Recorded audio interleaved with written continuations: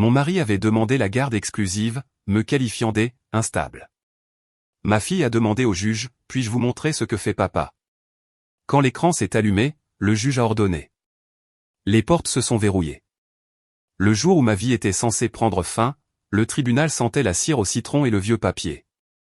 Cette odeur spécifique me hantera à jamais. Mon mari, Preston, était assis de l'autre côté de l'allée dans son costume italien à $3000, consultant sa montre comme s'il attendait la fin d'une réunion ennuyeuse. Il ne me regardait pas. Il ne m'avait pas regardé, vraiment regardé, depuis des années. À côté de lui, son avocat empilait des papiers qui détaillaient précisément pourquoi moi, Meredith, j'étais inapte, instable et indigne d'élever notre fille de 7 ans, Ruby. Le juge lisait le jugement définitif. Chaque mot était comme une pierre posée sur ma poitrine. J'étais sur le point de perdre ma maison. J'étais sur le point de perdre ma dignité. Mais le pire de tout, j'étais sur le point de perdre la garde exclusive de la seule chose qui comptait pour moi dans ce monde. Je serrais le bord de la table si fort que les jointures de mes doigts sont devenues blanches, essayant de garder ma respiration stable, essayant de ne pas donner à Preston la satisfaction de me voir pleurer. Il avait gagné. Son argent, ses relations et ses mensonges cruels avaient gagné. Mais alors, les lourdes portes en chaîne au fond de la salle grincèrent en s'ouvrant. Un silence tomba sur l'assistance. Nous nous sommes tous retournés. Debout là, paraissant plus petite que je ne l'avais jamais vue dans l'immensité de cette chambre juridique, se trouvait ma fille Ruby. Elle n'était pas censée être là. Elle serrait son sac à dos contre sa poitrine, ses yeux grands ouverts et terrifiés. Mais elle n'a pas couru vers moi. Elle n'a pas couru vers son père. Elle a marché droit vers le banc du juge, ses petites baskets couinant sur le sol en marbre, et dans sa main, elle tenait une tablette brisée et rafistolée avec du ruban adhésif que je croyais cassé depuis des mois. Elle leva les yeux vers l'homme intimidant en robe noire et posa une question qui me glaça le sang. « Votre honneur, puis-je vous montrer quelque chose ? Papa a dit que maman n'a pas le droit de savoir, mais je pense que vous devriez le voir. » Le juge marqua une pause. Preston se leva à moitié de son siège, la panique brillant pour la première fois dans ses yeux. Ce qui s'est passé ensuite n'a pas seulement changé le verdict, cela a tout changé. Mais avant de vous dire ce qu'il y avait sur cet écran, ce qui a poussé le juge à ordonner à l'huissier de verrouiller les portes, je dois vous raconter comment nous en sommes arrivés là. Je dois vous raconter comment une femme qui pensait avoir le mariage parfait s'est retrouvée assise sur cette chaise, attendant d'être détruite. Avant de commencer ce voyage ensemble, veuillez prendre un moment pour aimer cette vidéo et commenter ci-dessous de quelle ville ou état vous écoutez. Cela m'aide tellement de savoir que je suis connecté avec des amis de tout le pays. Merci pour votre gentillesse. Maintenant, retournons au matin où tout s'est effondré. Première partie, le mur de silence et l'épouse oubliée. 950 mots. Le matin où mon monde s'est effondré a commencé avec l'odeur de pain grillé brûlé et le silence écrasant qui était devenu la bande-son de ma vie. C'était un mardi de novembre, un de ces matins gris et vifs du Connecticut où le givre s'accroche aux fenêtres comme de la dentelle. J'étais debout depuis 5h30. C'était ma routine. Je me déplaçais dans notre grande et belle cuisine de banlieue comme un fantôme, faisant attention à ne pas faire cliqueter les casseroles ou laisser les portes des placards claquer. En 15 ans de mariage, j'avais appris que Preston appréciait la paix par-dessus tout le matin. Il avait besoin que son environnement soit impeccable, efficace et silencieux. Je n'étais pas seulement une épouse. J'étais la régisseuse de sa vie réussie. Je disposais ses vitamines à côté de son assiette. Je vérifiais une dernière fois le col de sa chemise blanche pour m'assurer que l'amidon était impeccable, exactement comme il l'aimait. Je plaçais les pancakes à la farine d'amande, compatible avec le régime keto, sur la grille chauffante. Tout devait être parfait. C'était une habitude née de l'amour, me disais-je. Mais au fond de moi, je savais que c'était une habitude née de la peur. Pas la peur de la violence physique, mais la peur de sa désapprobation, la peur de ce regard méprisant qu'il me lancerait si le café était tiède ou si je lui posais une question pendant qu'il lisait les nouvelles sur son téléphone. À 6 heures précises, j'ai entendu ses pas dans l'escalier, lourds, rythmés, confiants. Preston marchait comme un homme qui possédait le sol sous ses pieds. Il entra dans la cuisine, sentant l'après-rasage cher et le succès. Il ne dit pas bonjour. Il passa devant moi comme si je faisais partie des appareils électroménagers, tira sa chaise et s'assit. « Café » dit-il sans lever les yeux de son téléphone. Je versai le café noir torréfié et fumant dans sa tasse préférée et la posai silencieusement à sa droite. Voilà, chérie, dis-je, ma voix paraissant trop empressée, trop désespérée pour une miette de connexion. J'ai veillé à utiliser les grains que tu as ramenés de la ville. Il prit une gorgée, grimaça légèrement et reposa la tasse avec un peu trop de force. Il est amer, Meredith. Tu as encore moulu les grains trop finement. Ma poitrine se serra. Je suis désolé. J'ai utilisé le réglage que tu m'as montré la semaine dernière. Eh bien, arrange ça pour demain, marmonna-t-il en faisant défiler un email. J'ai une réunion du conseil d'administration à 10 heures. J'ai besoin d'être vif, pas distrait par un mauvais café. Je restai près du comptoir, tordant mes mains dans mon tablier. Je voulais lui dire que le moulin était cassé. Je voulais lui dire que j'avais un mal de tête qui durait depuis 3 jours. Je voulais lui demander pourquoi il ne m'avait pas touché depuis 6 mois. Mais j'ai tout ravalé. Le silence était plus sûr. Je le regardais, les tempes grisonnantes qui lui donnaient un air distingué, la mâchoire nette. C'était un bel homme. C'était l'homme pour qui j'avais tout abandonné. J'étais décoratrice d'intérieur. J'avais du talent. J'avais des clients. Mais quand nous nous sommes mariés, Preston m'a dit que sa femme n'avait pas besoin de travailler. Il voulait une partenaire qui pourrait gérer sa maison, élever ses enfants et organiser ses dîners. Il voulait un héritage, disait-il. Et moi, jeune et follement amoureuse, j'avais accepté. Je pensais que je construisais une vie. Je ne réalisais pas que je m'effaçais lentement. L'atmosphère lourde ne changea que lorsque nous entendîmes le martèlement de petits pieds courant dans le couloir. Papa. Maman. Ruby fit irruption dans la cuisine, ses cheveux un enchevêtrement de boucles matinales, son haut de pyjama boutonné de travers. Elle était le soleil dans notre ciel gris. 7 ans, avec des yeux qui en voyaient trop et un cœur qui ressentait trop profondément. Le visage de Preston se transforma instantanément. Le masque froid et indifférent tomba, remplacé par un sourire paternel radieux. Il posa son téléphone. La voilà, gronda-t-il en tendant les bras. Voilà ma petite Jenny. Viens ici, Ruby doudou. Ruby gloussa et grimpa sur ses genoux. Papa, tu vas encore au travail? Je dois y aller, ma chérie. Papa doit gagner de l'argent pour qu'on puisse garder cette grande maison et t'acheter tous les ensembles Lego que tu aimes. Tu veux le nouveau coffret du rover martien, n'est-ce pas? Oui, s'écria Ruby. Je les observais depuis l'évier, une boule douloureuse se formant dans ma gorge. Il était si chaleureux avec elle. Pourquoi ne pouvait-il pas me réserver ne serait-ce qu'une once de cette chaleur? Étais-je si peu aimable? Je posai l'assiette d'œufs brouillés de Ruby sur la table. Mange, ma puce, dis-je doucement. Le bus arrive dans 20 minutes. Preston consulta sa montre, une Rolex pour laquelle j'avais économisé pendant 2 ans pour la lui offrir pour son 40e anniversaire. Il reposa Ruby brusquement. Très bien, la récréation est terminée. Je dois y aller. Il se leva, attrapa sa mallette et lissa sa veste. Il embrassa Ruby sur le sommet de la tête. Sois sage. Écoute ta mère. Il le dit automatiquement, comme un script. Il se dirigea vers la porte du garage. Preston, l'appelai-je. Seras-tu à la maison pour le dîner? Je pensais faire ce rôti que tu aimes. Il ne se retourna pas. Il ouvrit la porte, l'air froid de novembre s'engouffrant. Ne m'attends pas. J'ai un dîner avec un client. Je serai en retard. Et puis il fut parti. Pas de baiser d'adieu. Pas de « je t'aime ». Juste le bruit de la lourde porte se refermant et le rugissement du moteur de sa berline de luxe s'éloignant sur l'allée. Je restais là, dans le silence, l'odeur de son après-rasage flottant dans l'air comme un fantôme.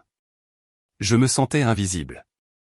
Je regardais Ruby, qui mangeait joyeusement ses œufs, inconsciente du fait que le cœur de sa mère se brisait un peu plus chaque jour. Je me disais que ce n'était qu'une phase. Les hommes sont stressés. Le travail est dur. Je devais juste essayer plus fort, être une meilleure épouse, être plus silencieuse, être plus parfaite. Je passais la matinée à nettoyer une maison qui était déjà impeccable. Je frottais les sols jusqu'à ce que mes genoux me fassent mal. Je réorganisais le garde-manger.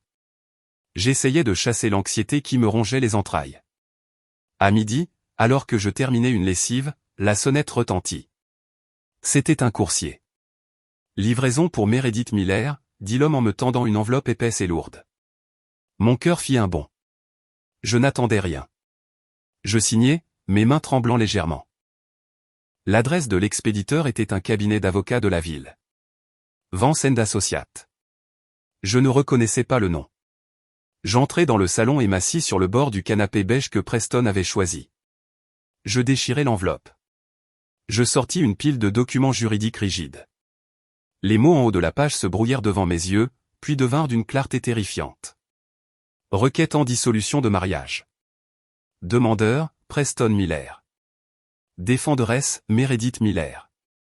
Je ne pouvais plus respirer. La pièce se mit à tourner. Je tournai la page, lisant frénétiquement. Il ne demandait pas seulement le divorce.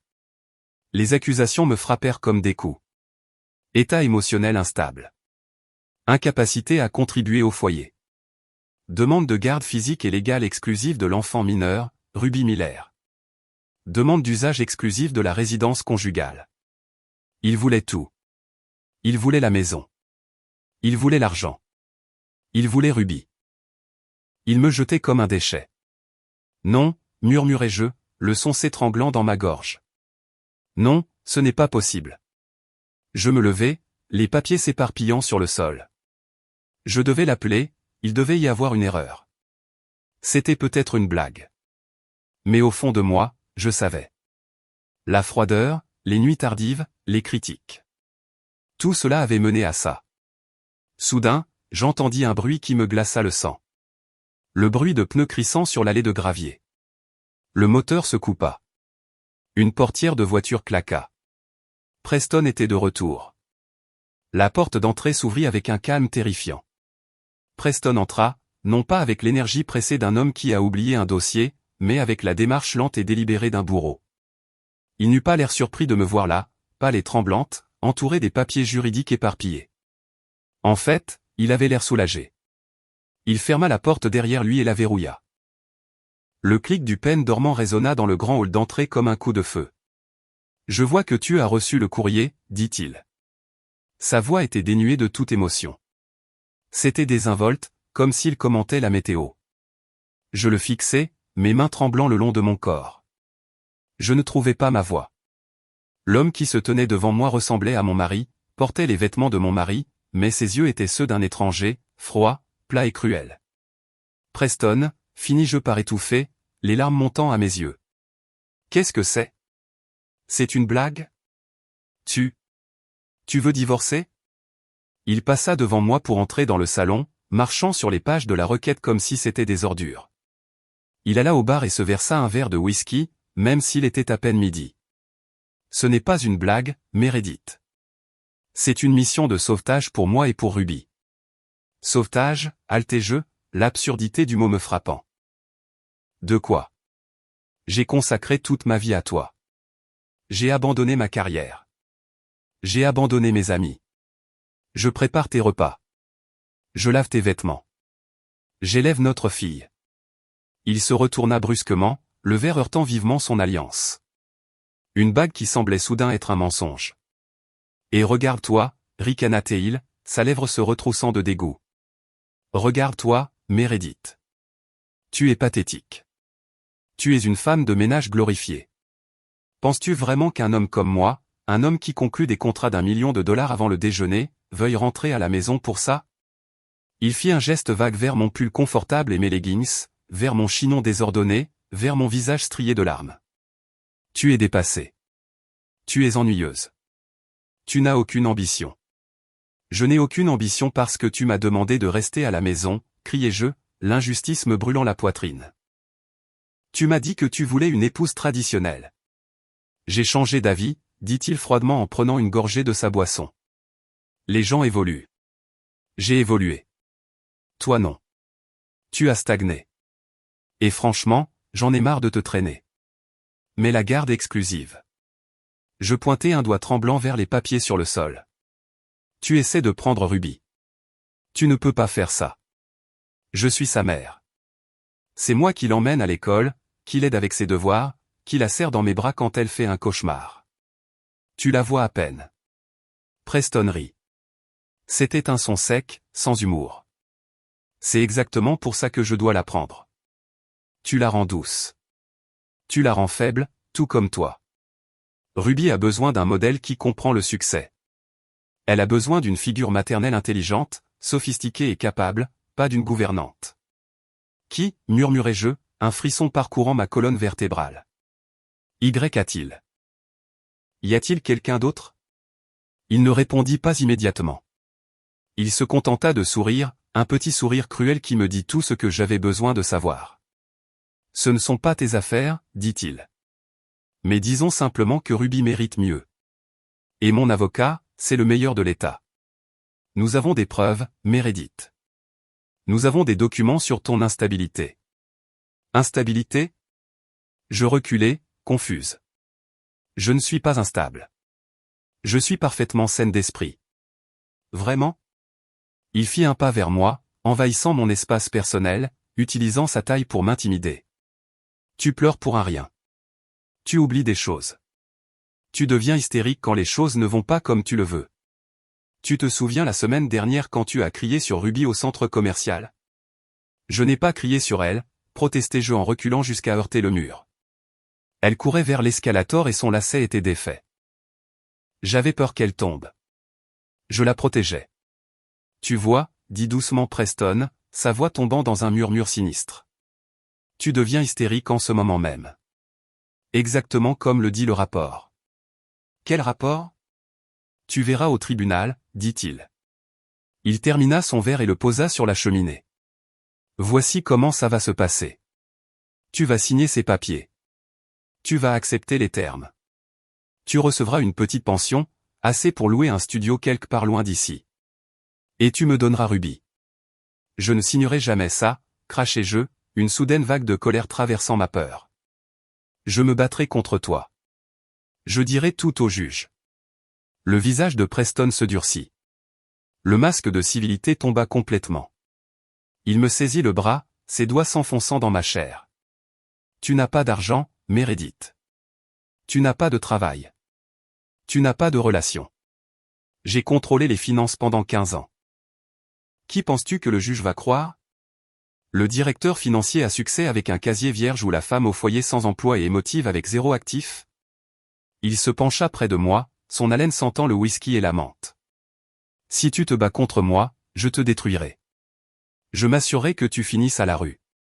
Je te dépeindrai comme si folle que tu auras de la chance si tu obtiens des visites supervisées une fois par an. Ne me teste pas, il me repoussa. Je trébuchai et tombai sur le tapis, atterrissant au milieu des documents juridiques. Je vais faire une valise, dit-il en redressant sa cravate. Je vais rester à l'hôtel quelques jours jusqu'à ce que mon avocat obtienne l'ordre d'expulsion pour toi. Prépare tes affaires pour la fin de la semaine. Il se dirigea vers les escaliers, me laissant sangloter sur le sol de la belle maison qui n'était plus la mienne. Je me sentais petite. Je me sentais brisée. Je me sentais complètement vaincu. Mais alors que je le regardais monter les escaliers, me traitant comme un insecte qu'il venait d'écraser, une minuscule étincelle s'alluma au fond de mes entrailles. Ce n'était pas de l'espoir. Pas encore. C'était l'instinct primal d'une mère qui venait d'être menacée. Il voulait une guerre. Il n'avait aucune idée de ce qu'une mère ferait pour garder son enfant. Après le départ de Preston, la maison tomba dans un silence terrifiant. Je suis resté assise sur le sol pendant ce qui m'a semblé des heures, fixant les grains de poussière dansant dans la lumière de l'après-midi. Mon esprit, habituellement si organisé, était une tempête chaotique. Comment ai-je pu manquer ça? Comment ai-je pu laisser les choses empirer à ce point? Mais alors que le choc initial commençait à s'estomper, remplacé par une clarté froide et douloureuse, j'ai réalisé que je n'avais pas manqué les signes. Je les avais ignorés. Je les avais enfouis sous des couches d'excuses parce que la vérité était trop pénible à affronter. J'ai repensé à il y a 6 mois. C'est à ce moment-là que les voyages d'affaires ont commencé à augmenter. Preston avait toujours voyagé pour le travail, peut-être une fois par mois, à Chicago ou à New York. Mais soudain, il était parti tous les week-ends. Réunion client d'urgence, disait-il. Négociation de fusion. Il rentrait à la maison sentant le savon d'hôtel cher et un parfum boisé distinct qui n'était certainement pas le mien. Quand je lui posais la question, il levait les yeux au ciel. Ce sont les diffuseurs d'ambiance du Ritz, Meredith, ne sois pas paranoïaque. C'est inconvenant. Alors, j'ai arrêté de demander. Je me suis dit que j'étais folle. Puis il y a eu les sautes d'humeur. Il est devenu critique envers tout. La façon dont je m'habillais, ringarde, la façon dont je riais, trop fort. Il a arrêté de porter son alliance à la maison, prétendant que ça irritait sa peau après avoir joué au golf. J'ai avalé ce mensonge aussi. Mais le plus grand signal d'alarme, celui qui aurait dû me faire prendre mes jambes à mon cou, c'était l'argent. Il y a environ 3 mois, j'ai essayé d'acheter un nouveau manteau d'hiver à Ruby en ligne. La carte a été refusée. Quand j'ai appelé Preston, il a explosé. Il m'a dit que je dépensais trop en courses, que le marché était en baisse, que nous devions nous serrer la ceinture. Il m'a mis sous une allocation en espèces strictes. Il m'a retiré l'accès aux principales cartes de crédit, disant qu'il devait consolider la dette. Comme une idiote, je les lui ai remises. Je lui faisais confiance. Il était l'expert financier, après tout. Je dois savoir, murmurai-je à la pièce vide. Je dois savoir à quel point c'est grave. Je me suis relevé du sol et j'ai couru vers le bureau de Preston. Il le gardait habituellement fermé à clé, mais dans son arrogance aujourd'hui, il avait laissé la porte légèrement entr'ouverte. Je me suis précipité vers son ordinateur de bureau. Mes mains tremblaient tellement que je pouvais à peine taper. J'ai essayé de deviner son mot de passe. Ruby 2015. Non. Meredith? Certainement pas. J'ai essayé sa date de naissance. Non. Puis je me suis souvenu de la nouvelle voiture dont il était obsédé. Aston Martin 007. L'écran s'est déverrouillé. Je me fichais de ses emails pour le moment. Je suis allé directement sur le portail bancaire. Nous avions un compte d'épargne joint, notre fonds d'urgence, et le fonds pour les études de Ruby. La dernière fois que j'avais vu un relevé, il y a plus d'1 an, il y avait près de 300 000 $. L'argent que nous avions économisé de la vente de mon appartement avant notre mariage, plus ses bonus. J'ai cliqué sur « Épargne ». La page s'est chargée. Mon souffle s'est coupé dans ma gorge. J'ai cligné des yeux, pensant que mes yeux me trompaient. J'ai rafraîchi la page. 0. Oh mon Dieu, haltai-je, me tenant la poitrine. Oh mon Dieu, Preston. J'ai cliqué sur l'historique des transactions. L'écran s'est rempli de transferts. Ce n'était pas un seul gros retrait. C'était une vidange systématique de notre vie. 5 000 ici, 10 000 là. Tout transféré à une entité appelée Sterling Consulting LLC et à un autre compte au Caïman. Il nous volait depuis des mois. Il avait vidé le fonds pour les études de Ruby. Il avait pris chaque centime du filet de sécurité que je pensais que nous avions. J'ai vérifié le compte courant. Il restait 5 cents $. 500 $ pour me faire vivre éternellement. La panique, froide et vive, s'empara de mes poumons. J'étais en hyperventilation. J'étais une femme de 42 ans sans emploi, sans CV depuis 15 ans, et maintenant absolument sans argent. Il ne m'avait pas seulement quitté. Il m'avait paralysé. Il voulait s'assurer que je ne pourrais pas engager d'avocat. Il voulait s'assurer que je ne pourrais pas me défendre. J'ai cliqué sur les relevés de cartes de crédit. Mon estomac s'est retourné en faisant défiler. Pendant qu'il me disait de me serrer la ceinture sur les courses, il dépensait des milliers. Tiffany & Company, 4 500 $. Hotel Four Seasons, 2 800 $. Saks Fifth Avenue, 1 200 $ sac à main pour femmes. Je n'avais reçu aucun bijou. Je n'avais pas séjourné au Four Seasons, et je n'avais certainement pas eu de nouveau sac à main. Il construisait une nouvelle vie avec quelqu'un d'autre, utilisant l'avenir de ma fille pour la payer. La rage qui m'a envahi alors était différente de la tristesse. Elle était chaude. Elle était aveuglante. J'ai tout imprimé. J'ai imprimé le sol nul. J'ai imprimé les transferts. J'ai imprimé les reçus de bijoux. J'ai utilisé tout le papier de l'imprimante et je suis allé dans le placard pour en chercher plus. En attrapant le papier, ma main a effleuré une boîte sur l'étagère du haut. C'était une vieille boîte poussiéreuse étiquetée « Croquis de Meredith ». Je l'ai descendue. À l'intérieur se trouvaient mes vieux carnets de croquis, mon compas à dessin, mes stylos d'architecte coûteux, les outils du métier que j'avais abandonnés. J'ai touché le métal froid du compas. Je me suis souvenu de qui j'étais. Je dirigeais des chantiers de construction. Je négociais avec des entrepreneurs. J'étais dur. Preston m'avait convaincu que Meredith, l'architecte, était trop dure, trop masculine. Il m'avait façonné en Meredith, la femme au foyer. Mais Meredith, la femme au foyer, ne pouvait pas survivre à ça. Meredith, la femme au foyer, était fauchée et brisée. Si je voulais sauver Ruby, je devais retrouver cette ancienne version de moi-même. Je devais arrêter de pleurer et commencer à calculer. Mon téléphone a vibré dans ma poche. C'était une notification de l'application de l'école. Bus arrivant dans 10 minutes. Ruby. Je me suis essuyé le visage agressivement avec ma manche. Je ne pouvais pas la laisser me voir comme ça. J'ai attrapé la pile de preuves imprimées et je l'ai cachée sous mon matelas. Je me suis lavé le visage à l'eau froide. Je ne me battais pas seulement pour l'argent. Je me battais pour ma fille. Et Preston Miller avait commis une erreur fatale. Il pensait que prendre mon argent me rendait faible. Il avait oublié qu'une mère dos au mur est la créature la plus dangereuse sur Terre. Le lendemain matin, après avoir mis Ruby dans le bus scolaire, forçant un sourire si éclatant qu'il me faisait mal au visage, je savais que j'avais besoin d'aide. Mais qui ? Preston m'avait lentement isolé de mes amis au fil des ans. Ils sont jaloux de notre style de vie, disait-il. Ou, ce sont de mauvaises influences. Maintenant, je réalisais que c'était une manœuvre stratégique pour me laisser seul quand la fin viendrait. Je suis resté assise dans ma voiture, fixant le volant, mon esprit s'emballant. J'avais besoin de quelqu'un qui connaissait Preston. Quelqu'un qui connaissait ses secrets mais n'était pas sous son emprise. Puis un nom m'est venu à l'esprit. Sarah. Sarah avait été l'assistante de direction de Preston pendant 5 ans. Elle était efficace, gentille, et elle m'envoyait toujours des SMS de rappel pour les anniversaires de Ruby. Mais il y a 6 mois, elle a été brusquement licenciée. Preston m'a dit qu'elle volait des fournitures de bureau, mais ça n'a jamais semblé juste.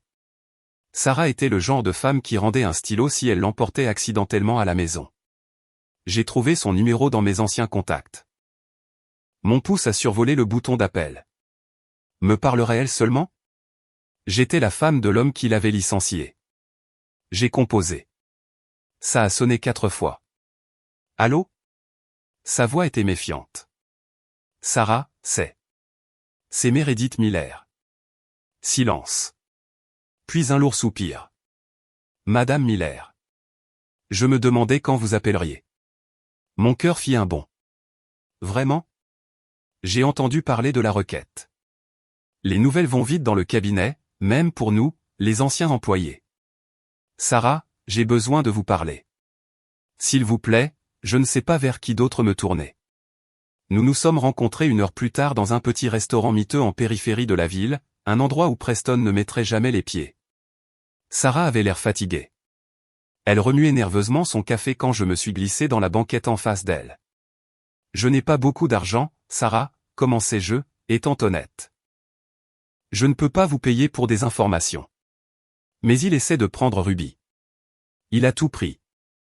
Sarah leva les yeux, son regard s'adoucissant. C'est un monstre, Meredith. J'ai essayé de vous avertir, mais je n'ai pas pu passer ces gardes du corps. Pourquoi avez-vous vraiment été licencié ? Demandai-je. Sarah regarda autour d'elle pour s'assurer que personne n'écoutait. Je n'ai pas été licencié pour avoir volé des fournitures. J'ai été licencié parce que j'ai vu les emails. J'ai vu les itinéraires de voyage pour lui et elle. Elle. Je me penchai. Qui est-elle ? Sarah, s'il vous plaît. Sarah hésita, la peur vacillant dans ses yeux. Il m'a fait signer un accord de non-divulgation. Si je parle, il pourrait me poursuivre pour tout ce que j'ai. Il me poursuit déjà pour tout ce que j'ai. Je tendis la main à travers la table et pris la sienne. Il a vidé le fonds pour les études de Ruby. Il nous a laissés avec 0. S'il vous plaît, Sarah. Je suis en train de couler. Sarah se mordit la lèvre. Elle regarda mon visage désespéré, puis son café. Sterling, murmura-t-elle. Cherchez du côté de Sterling Consulting.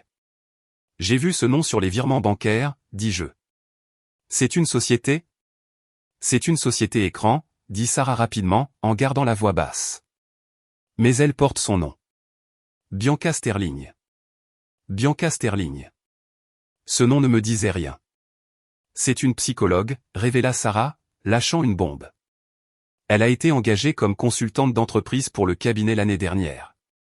Bien-être en entreprise, coaching en leadership, ce genre de choses. Preston est tombé raide dingue d'elle. Ou plutôt, elle a planté ses griffes en lui. Une psychologue?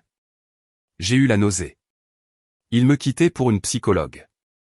C'est pire que ça, Meredith. Sarah se pencha plus près. Elle n'est pas seulement sa maîtresse. Elle est sa stratège. Je les ai entendus dans son bureau une fois. Elle lui disait exactement comment vous gérer. Elle lui a dit de couper vos fonds lentement pour que vous ne remarquiez rien jusqu'à ce qu'il soit trop tard. Elle lui a dit de commencer à documenter vos crises émotionnelles. C'est elle qui a orchestré tout ce plan de divorce. Je me suis rassise, le souffle coupé. Ce n'était pas juste une liaison de crise de la quarantaine. C'était un démantèlement psychologique calculé de ma vie, conçu par une professionnelle. Pourquoi, murmurai-je. Pourquoi aller si loin? Pourquoi ne pas simplement partir? À cause du contrat de mariage, dit Sarah. Ou plutôt, de l'absence de contrat. Vous êtes mariés depuis 15 ans. Dans cet état, vous avez droit à la moitié de tout. Le patrimoine de Preston vaut des millions. Il est trop avare pour vous donner la moitié. Alors, ils ont élaboré un plan pour vous faire paraître inapte, pour faire de vous la méchante, afin que le juge lui accorde tout. Les larmes me piquèrent les yeux. C'était si diabolique. C'était si minutieux. Sait-il que vous savez ça? Demandai-je. Il s'en doute. C'est pour ça qu'il m'a licencié. Il a menacé de me mettre sur liste noire dans tous les cabinets de la ville si j'ouvrais la bouche. Sarah me serra la main en retour. Je ne peux pas témoigner, Meredith. Je ne peux pas affronter ces avocats. Ils vont m'écraser, mais je peux vous mettre sur la bonne voie. Vérifiez les dates des virements. Croisez-les avec ses voyages d'affaires en Suisse. Il cache des actifs à l'étranger. Et soyez prudente. Bianca est intelligente. Elle sait comment manipuler les gens. Elle le manipule, et il vous manipule. J'ai quitté le restaurant en tremblant, mais cette fois ce n'était pas de peur. C'était d'adrénaline. J'avais un nom, Bianca Sterling. Et je connaissais leur jeu. Ils me faisaient du gaslighting à l'échelle industrielle, mais la connaissance ne suffisait pas. J'avais besoin d'un avocat, un requin. Mais les requins coûtent cher et je n'avais rien. Je suis rentré chez moi, mon esprit s'emballant. Je devais liquider les seules choses que Preston n'avait pas touchées. Je suis allé directement à mon placard et j'ai sorti la boîte cachée de l'étagère du haut. Pas les croquis cette fois, la pochette en velours à l'intérieur, le collier d'émeraude vintage de ma grand-mère, et mon ensemble de dessins professionnels. Des compas en argent massif, des stylos de fabrication allemande. C'était ma fierté et ma joie, les symboles de la carrière que j'espérais un jour reprendre. Je les ai regardés, puis j'ai regardé une photo de Ruby sur ma table de chevet. Pour toi, murmurai-je. Je les ai fourrés dans mon sac à main et j'ai conduit jusqu'au prêteur sur gage dans le mauvais quartier de la ville. Le prêteur sur gage sentait les cigarettes froides et le désespoir. C'était à des lieux des country clubs que Preston fréquentait. Je me tenais au comptoir, me sentant exposé, serrant le collier d'émeraude de ma grand-mère et mon ensemble de dessins professionnels. Le prêteur, un homme avec des lunettes épaisses et des doigts encore plus épais, examina le collier avec une loupe. Il est vintage, dis-je, la voix tremblante. Art déco. Ma grand-mère me l'a laissé. Il était assuré pour 10 000 $. La valeur d'assurance n'est pas la valeur marchande, madame, grogna-t-il. Il laissa tomber le collier sur la balance. Et les outils de dessin. Qui utilise ça de nos jours? Tout le monde utilise des ordinateurs. Ce sont des tire-lignes antiques allemands en argent massif. S'il vous plaît. Il me regarda, observant mon manteau de marque qui datait de quelques saisons, mes yeux affolés. Il savait que je n'avais pas d'autre choix. 3 000 pour le lot, dit-il. 3 000. Ce collier seul vaut. À prendre ou à laisser. J'ai ravalé ma fierté. 3 000 $. C'était à peine assez pour une provision, sans parler d'une bataille juridique, mais c'était 3 000 $ de plus que ce que j'avais ce matin. Je le prends, murmurai-je. Je suis sorti avec une liasse de billets dans mon sac à main, me sentant plus légère et plus lourde à la fois. Je venais de vendre mon passé pour sauver mon avenir. Je ne suis pas allé dans les gratte-ciel de verre et d'acier du centre-ville. Je connaissais ces cabinets. Ils facturaient $500 de leur juste pour répondre au téléphone. Au lieu de cela, j'ai conduit vers un quartier de la ville où les bâtiments étaient en briques et les enseignes peintes à la main. Sarah m'avait donné un nom avant de quitter le restaurant. Elias Henderson. Il est de la vieille école, avait-elle dit. Il déteste les tyrans. Le bureau de Monsieur Henderson était au-dessus d'un pressing. Les escaliers grinçaient. La salle d'attente avait des magazines de 2018. Mais quand je suis entré dans son bureau, j'ai vu des piles de dossiers partout, pas en désordre, mais habités. Monsieur Henderson était un homme dans la soixantaine, portant un cardigan qui avait connu des jours meilleurs. Il avait des cheveux blancs en bataille et des yeux qui semblaient pouvoir couper du verre. Madame Miller, dit-il d'une voix rauque, en me désignant une chaise dont l'accoudoir était réparé avec du ruban adhésif. Votre mari est Preston Miller, le type des fonds spéculatifs. Oui, dis-je en m'asseyant. Comment le saviez-vous? Je lis les journaux. Je connais les requins de cette ville. Vance le représente, n'est-ce pas? Oui. Henderson laissa échapper un rire sec. Vance. Cet homme poursuivrait sa propre mère pour une contravention de stationnement s'il y avait un profit à en tirer. Il me regarda par-dessus ses lunettes. Vous n'avez pas l'argent pour une bataille contre Vance, Madame Miller. Pourquoi êtes-vous venu me voir? J'ai sorti la liasse de billets de mon sac à main. Je l'ai posé sur son bureau. Puis j'ai sorti les relevés bancaires imprimés montrant le sol nul. C'est tout ce que j'ai, dis-je, la voix ferme. Il a tout volé. Il a volé le fonds pour les études de ma fille. Il essaie de prendre mon enfant et de dire au monde que je suis folle. Je n'ai pas besoin d'un avocat qui fait ça pour l'argent, Monsieur Henderson. J'ai besoin d'un avocat qui fait ça parce qu'il déteste les hommes comme Preston. Henderson ramassa les relevés bancaires. Il les parcourut en silence. Ses sourcils se froncèrent. Il prit l'argent, le feuilletant. Il vous a laissé sans rien. 0. Et il prétend que vous êtes instable. Il a un rapport psychologique de sa maîtresse. La tête d'Henderson se releva d'un coup. Un lent sourire se dessina sur son visage buriné. Ce n'était pas un beau sourire.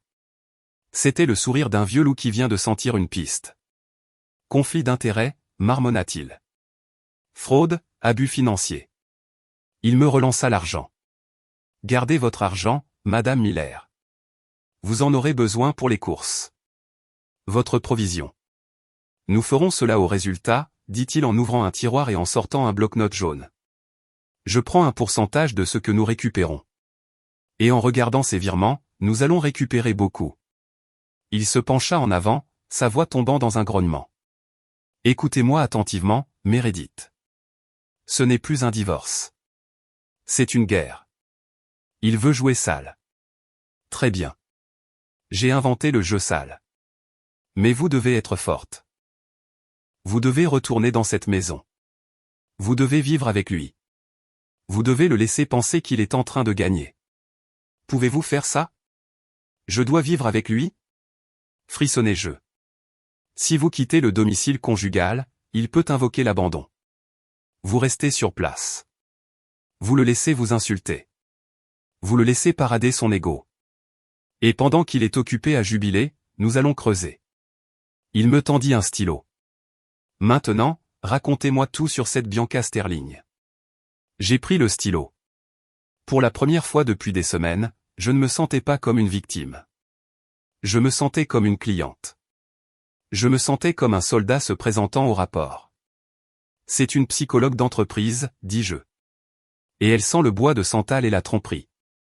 Vivre dans la même maison que Preston après le dépôt de la requête était comme vivre sur un champ de mines. L'air était chargé de tension. Chaque pièce ressemblait à un champ de bataille. Suivant les conseils de Monsieur Henderson, j'ai emménagé dans la chambre d'amis au bout du couloir. J'ai mis un verrou sur la porte. Preston, arrogant dans sa victoire présumée, ne m'a pas mis à la porte. Il me voulait là. Il voulait un public pour son triomphe. Il semblait tirer un plaisir malsain de me voir me démener pour l'argent des courses pendant qu'il étalait sa richesse. Mais le pire n'était pas sa cruauté envers moi.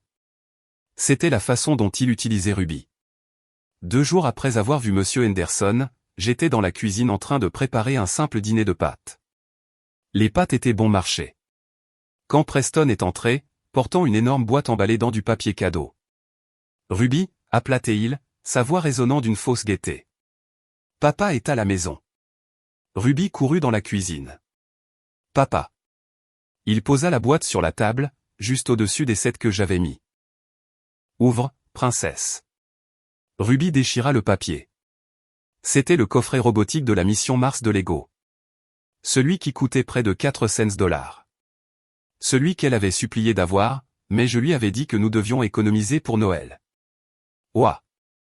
Les yeux de Ruby s'écarquillèrent. Le grand. Merci, papa. Preston la serra dans ses bras, me regardant directement par-dessus son épaule. Ses yeux étaient froids, morts. Tu vois, Ruby, dit-il assez fort pour que je l'entende. Papa peut t'acheter tout ce que tu veux. Maman ne peut pas t'acheter ça, n'est-ce pas? Maman n'a pas de travail. Ma prise sur la cuillère en bois se resserra jusqu'à ce que mes doigts me fassent mal. Je voulais crier. Je voulais lui jeter l'eau bouillante. Mais j'entendis la voix d'Henderson dans ma tête. Laisse-le penser qu'il gagne. C'est très généreux de la part de papa, dis-je, forçant un sourire qui ressemblait à du verre brisé. Pourquoi ne l'emmènes-tu pas dans le salon, ma chérie? Attends, dit Preston. Je t'ai aussi apporté autre chose. Il sortit une élégante boîte blanche de sa mallette. Un iPad Pro. Le dernier modèle. L'ancienne tablette que tu as est une camelote, dit Preston. Jette-la. Celui-ci a un meilleur appareil photo, des jeux plus rapides, tout. Et j'ai créé un compte spécial juste pour toi. Ruby halta. Un nouvel iPad, vraiment? Vraiment. Parce que quand tu viendras vivre avec moi dans le nouvel appartement, nous n'aurons que les meilleures choses. Pas de jouets cassés, pas de règles ennuyeuses. Ruby le regarda, puis me regarda. Elle sentit la tension. Les enfants le sentent toujours. Elle prit l'iPad lentement. Merci, papa. Va l'installer, l'encouragea-t-il. Ruby courut au salon avec ses trésors. Preston se tourna vers moi, son sourire s'évanouissant instantanément. Ne te donne pas la peine de me mettre une assiette, ricana-t-il. Je mange dehors. La nourriture ici est pathétique ces derniers temps. Tu vas à une réunion d'affaires, demandai-je, gardant ma voix neutre. Ou à une séance de thérapie? Ses yeux se plissèrent. Fais attention, Meredith. Tu es sur un terrain glissant.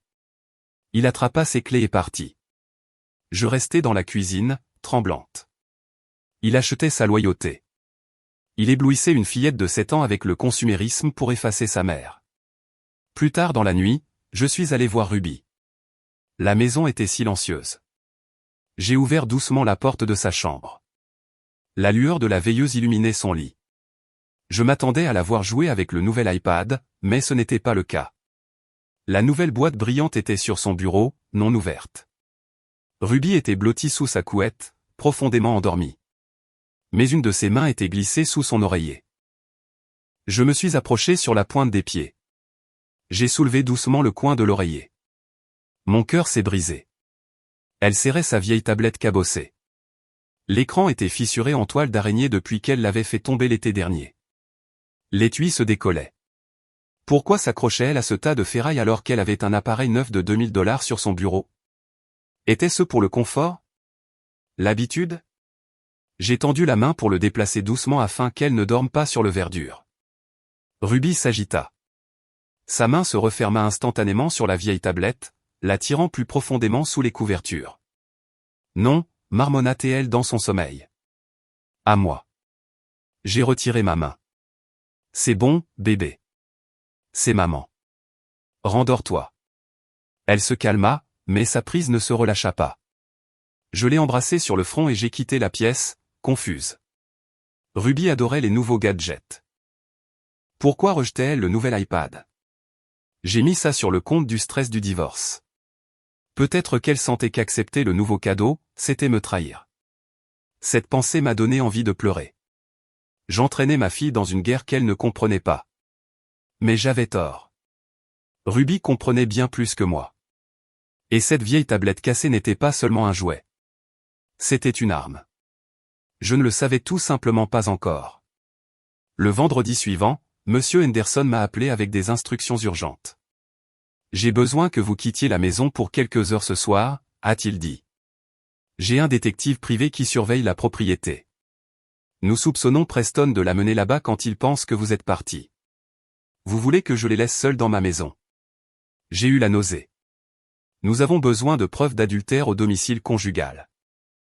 Pour éviter certaines clauses du contrat de mariage qu'il essaie de faire appliquer. Allez au cinéma. Faites une longue promenade en voiture. Soyez simplement partis de 19h à 22h. Et Ruby? Il pense que Ruby est à une soirée pyjama, n'est-ce pas? Vous m'avez dit qu'elle allait chez ses cousins. Oui, dis-je. Je l'ai déposée il y a 1 heure. Bien. Alors allez-y, j'ai fait ce qu'on m'avait dit. Je me suis assise dans une salle de cinéma sombre, regardant une comédie qui ne me faisait pas rire, vérifiant mon téléphone toutes les 5 minutes. À 21h30, je suis revenu. Je me suis garé au bout de la rue, les phares éteints, attendant le SMS du détective disant que la voie était libre. Mais alors que j'étais assise là, mon téléphone a vibré. Ce n'était pas le détective. C'était ma sœur qui appelait depuis le téléphone fixe de sa maison. Meredith? Sa voix était paniquée. As-tu récupéré Ruby? Quoi? Non, elle est chez toi. Elle n'est pas là, a dit ma sœur. On jouait à cache-cache dans le jardin. Je suis rentré pour prendre du jus et quand je suis revenu, elle était partie. Son sac à dos a disparu.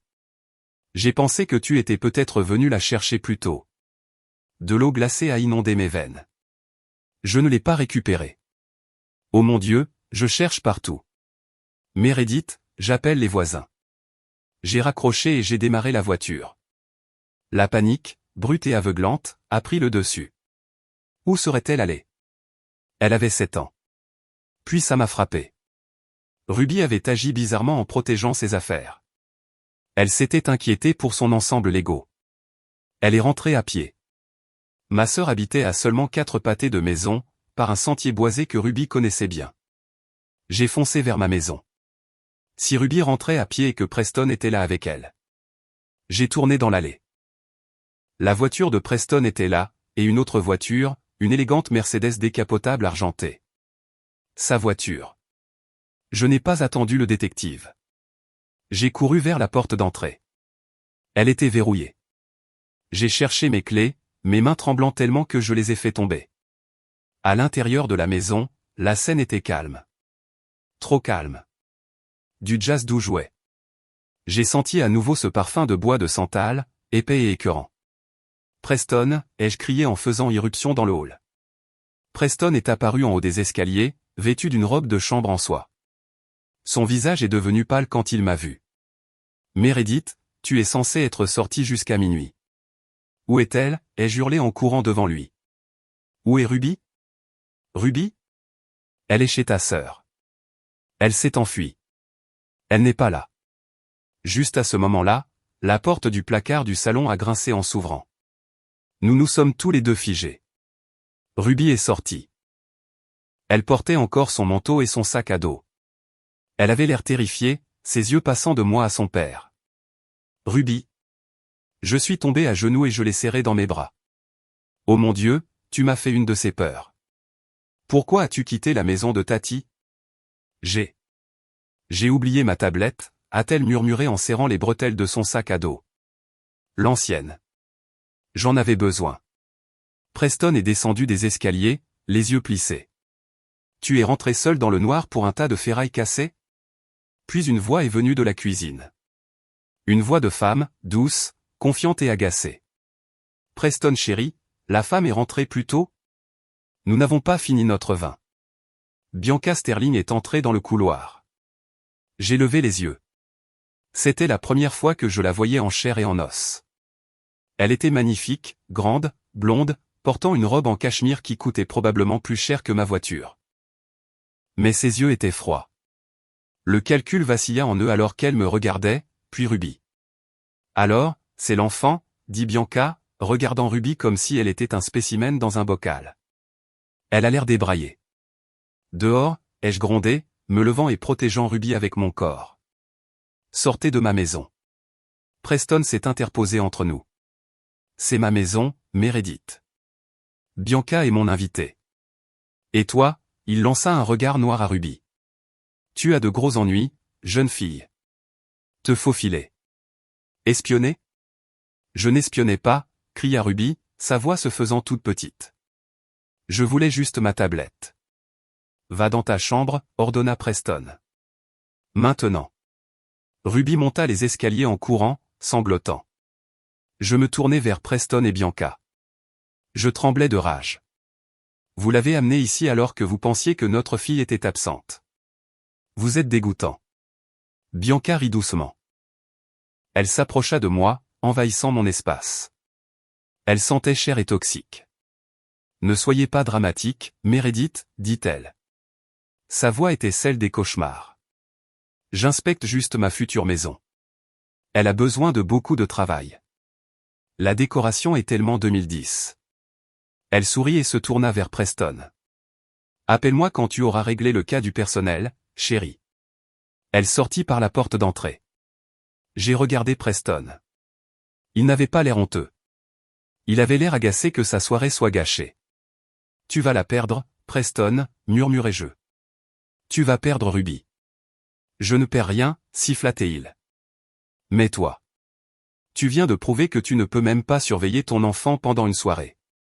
Négligence. Ajoute ça au dossier. Il monta les escaliers en trombe. Je me suis effondré sur les escaliers, enfouissant mon visage dans mes mains. Il déformait tout. Même le fait que Ruby se soit enfuie parce que sa maison lui manquait était transformé en ma négligence. Je ne savais pas alors que Ruby n'était pas seulement revenue pour la tablette. Et qu'elle ne s'était pas seulement cachée dans le placard. Elle avait été là pendant 10 minutes avant notre arrivée. Assez longtemps pour voir des choses. Assez longtemps pour entendre des choses. La semaine avant le procès, M. Henderson m'a convoqué à son bureau. L'air dans la pièce était lourd. Il avait un document épais sur son bureau. Il est là, dit-il d'un air sombre. L'évaluation psychologique. Mon estomac se noie. Mais je n'ai jamais rencontré de psychologue. Comment peut-il y avoir une évaluation? C'est ce que j'ai dit. Mais le docteur Sterling est créative. Il fit glisser le rapport sur le bureau. La page de garde indiquait « Évaluation psychologique de la compétence, Meredith Miller ». Préparé par le docteur Bianca Sterling, Ph.D., psychologue clinicienne agréée. Je l'ai ouvert. Mes mains tremblaient en lisant le premier paragraphe. Le sujet présente des symptômes classiques de troubles de la personnalité borderline, caractérisés par une instabilité émotionnelle sévère, un comportement erratique et une incapacité à prioriser la sécurité de l'enfant. C'est un mensonge, murmurai-je. Borderline. On ne m'a jamais diagnostiqué quoi que ce soit. Continuez à lire, dit Henderson. J'ai tourné la page. C'était une liste d'incidents observés. Incident 1. Le sujet a été observé au centre commercial du centre-ville saisissant violemment l'enfant par le bras et criant agressivement. L'enfant semblait terrifié et pleurait. C'était l'escalator, m'écriai-je. Elle a trébuché. Je l'ai rattrapée. Elle pleurait parce qu'elle s'était écorché le genou. Incident 2. Le sujet a été observé dans le parc, paraissant désorienté et maniaque, pleurant de manière incontrôlable pendant que l'enfant jouait sans surveillance à proximité. C'était le jour de la mort de ma mère, dis-je, les larmes coulant sur mon visage. J'ai reçu l'appel alors que j'étais au parc. Je me suis assise sur le banc et j'ai pleuré pendant 10 minutes. Ruby jouait dans le bac à sable à 1,5 mètre de là. Je n'étais pas maniaque. J'étais en deuil. Elle déforme tout, dit Henderson en frappant du poing sur le bureau. Elle prend de vrais moments de votre vie et réécrit le contexte pour vous faire paraître folle. C'est ce qu'on appelle le gaslighting par procuration. Mais comment sait-elle ces choses, demandai-je. Elle n'était pas là. Preston, dit Henderson. Preston lui a dit. Où, il marqua une pause, où elle vous harcelait. Un frisson me parcourut. La femme que j'avais vue dans mon couloir, la femme qui avait regardé ma fille comme un insecte, nous avait observé. Il y a plus, dit Henderson. Regardez la recommandation. J'ai tourné à la dernière page. Conclusion. Il est de mon opinion professionnelle que Meredith Miller présente un risque psychologique important pour le développement de Ruby Miller. Je recommande fortement que la garde légale et physique exclusive soit accordée au père, Preston Miller, avec des visites supervisées uniquement pour la mère en attendant une intervention psychiatrique. Visite supervisée, mais tout fait jeu. Comme une criminelle. Je ne peux pas être seul avec ma propre fille. C'est ce qu'ils veulent, dit Henderson. Ils veulent vous effacer, Meredith. Si le juge croit ce rapport, et le docteur Sterling a beaucoup de diplômes. Vous perdez. Ne pouvons-nous pas prouver qu'elle est partiale, demandai-je, désespéré. Elle couche avec lui. C'est sa maîtresse. Nous le savons. Henderson soupira, se frottant les tempes. Mais le prouver au tribunal de la famille est plus difficile que vous ne le pensez. À moins d'avoir des photos d'eux au lit ensemble ou une preuve financière qu'il l'a payé pour ce rapport, ce n'est que votre parole contre celle d'un médecin respecté. Et en ce moment, votre parole est instable. Je fixai la signature au bas de la page.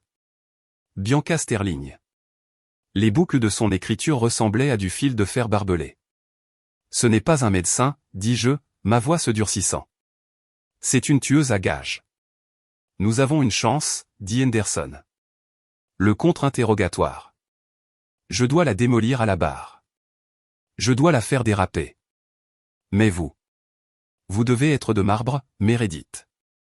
L'avocat de Preston, Vance, va utiliser ce rapport pour vous appâter. Il vous dira des choses horribles au tribunal pour vous faire crier, pour vous faire pleurer. Si vous versez une seule larme, vous prouvez que le docteur Sterling a raison. Je ne pleurais pas, dis-je, bien que je pleurais en ce moment même. Vous devez être parfaite, avertit Henderson. Parce que si vous craquez, ne serait-ce qu'une seconde, Ruby part en Suisse. Je suis rentré chez moi, hébété. Le monde semblait se refermer sur moi. J'ai regardé le siège passager où Ruby s'asseyait habituellement. Son rehausseur semblait si vide. La Suisse. Ils allaient emmener mon bébé sur un autre continent. Je suis rentré à la maison et je suis entré dans la cuisine. Preston était là, buvant du vin. Il regarda mon visage taché de larmes et sourit. « Tu as lu le rapport ?» demanda-t-il. Je n'ai pas répondu. Je suis passé devant lui. « Elle est très minutieuse, n'est-ce pas ?» cria-t-il après moi. Bianca a vraiment capturé la vraie toi. Je me suis arrêté. Je me suis retourné lentement. « Tu vas aller en enfer, Preston, dis-je doucement. Peut-être, rit-il. Mais je serai en enfer avec la maison, l'argent et la gamine. Et toi? Tu seras juste une vieille folle à chat, seule. Je suis allé dans ma chambre et j'ai fermé la porte à clé. J'ai sorti mon vieux compas à dessin. J'ai tenu la pointe acérée dans ma main, pour me recentrer. Je ne craquerai pas, me suis-je dit. Je ne craquerai pas, mais je ne savais pas que le lendemain, dans ce tribunal, ils avaient une arme à laquelle je n'étais pas préparé. Et j'étais sur le point de tomber droit dans le piège. Après avoir lu ce rapport psychologique, quelque chose en moi a changé. Ce n'était plus seulement de la peur. C'était une colère froide et calculatrice. Si le docteur Bianca Sterling voulait écrire une histoire sur ma vie, je devais savoir exactement qui tenait la plume. L'indice est venu de la source la plus innocente qui soit. Le lendemain soir, je donnai un bain à Ruby. C'était l'un des rares moments où Preston ne pouvait pas nous interrompre. Pendant que je lui lavais les cheveux, Ruby jouait avec ses canards en caoutchouc, éclaboussant l'eau. « Maman » dit-elle en essuyant des bulles de son nez. « Pourquoi Tati B sent-elle toujours le bois chic ?» Mes mains se sont figées dans ses cheveux. « Tati B » ? Oui, la dame à qui papa parle. Même quand elle n'est pas là, papa sent comme elle. Ça sent comme. Comme le magasin de bougies au centre commercial, mais en plus fort. Santal 33, bois de santal et cèdre. C'était le parfum sur les chemises de Preston. C'était le parfum qui flottait dans mon couloir la nuit où Ruby s'est enfuie. « Est-ce que Tati B vient souvent quand je ne suis pas là ?» demandai-je, essayant de garder ma voix légère, enjouée. Ruby hocha la tête. « Parfois, papa dit qu'elle l'aide avec son travail, mais il ne travaille pas. Ils boivent du vin et rient et elle s'assoit sur ses genoux. » Une vague de nausée m'a envahi. Il l'amenait dans notre maison, dans le sanctuaire que j'avais construit pendant 15 ans. Cette nuit-là, après avoir mis Ruby au lit, Je suis allé dans ma chambre et j'ai ouvert mon ordinateur portable. Je n'avais pas d'argent pour un détective privé, mais j'avais quelque chose de mieux. L'instinct d'une femme à qui on a menti. J'ai de nouveau cherché le docteur Bianca Sterling. Son site web professionnel était impeccable, Éducation de l'Ivy League, spécialisé en psychologie d'entreprise et en dynamique familiale conflictuelle. Mais tout le monde a une empreinte numérique. J'ai cherché sur Instagram. Son compte était privé, bien sûr. Mais je me suis souvenu de Sarah, l'ancienne assistante de Preston. Elle avait mentionné que Bianca était consultante pour le cabinet.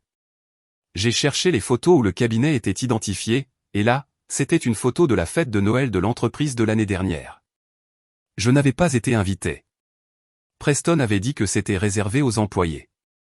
Mais là, à l'arrière-plan d'un selfie de groupe posté par un jeune analyste, se trouvaient Preston et Bianca. Elle portait une robe rouge qui lui collait à la peau comme une seconde peau. Sa main reposait possessivement sur la poitrine de Preston. Ils se regardaient d'une manière qui n'était pas professionnelle. C'était affamé. J'ai cliqué sur l'identification de sa robe. Cela menait à un compte de mode public qu'elle tenait à côté. Sterling Style. J'ai fait défiler. Mon cœur battait la chamade contre mes côtes. 12 octobre. Une photo d'un bracelet en diamant sur un poignet délicat. Légende, de la part de mon client préféré. Il sait comment traiter une femme. J'ai vérifié mes relevés de carte de crédit de la 3e partie. 12 octobre, Tiffany & Company, 4500 $. 5 novembre, un selfie dans un peignoir d'hôtel moelleux, tenant une coupe de champagne. Le lieu, The Four Seasons, Chicago. Mon relevé, The Four Seasons, 2800 $. 20 décembre. Une photo d'un sac à main Hermès flambant neuf. Légende, prête à décrocher le gros lot. 2024 sera mon année d'abondance.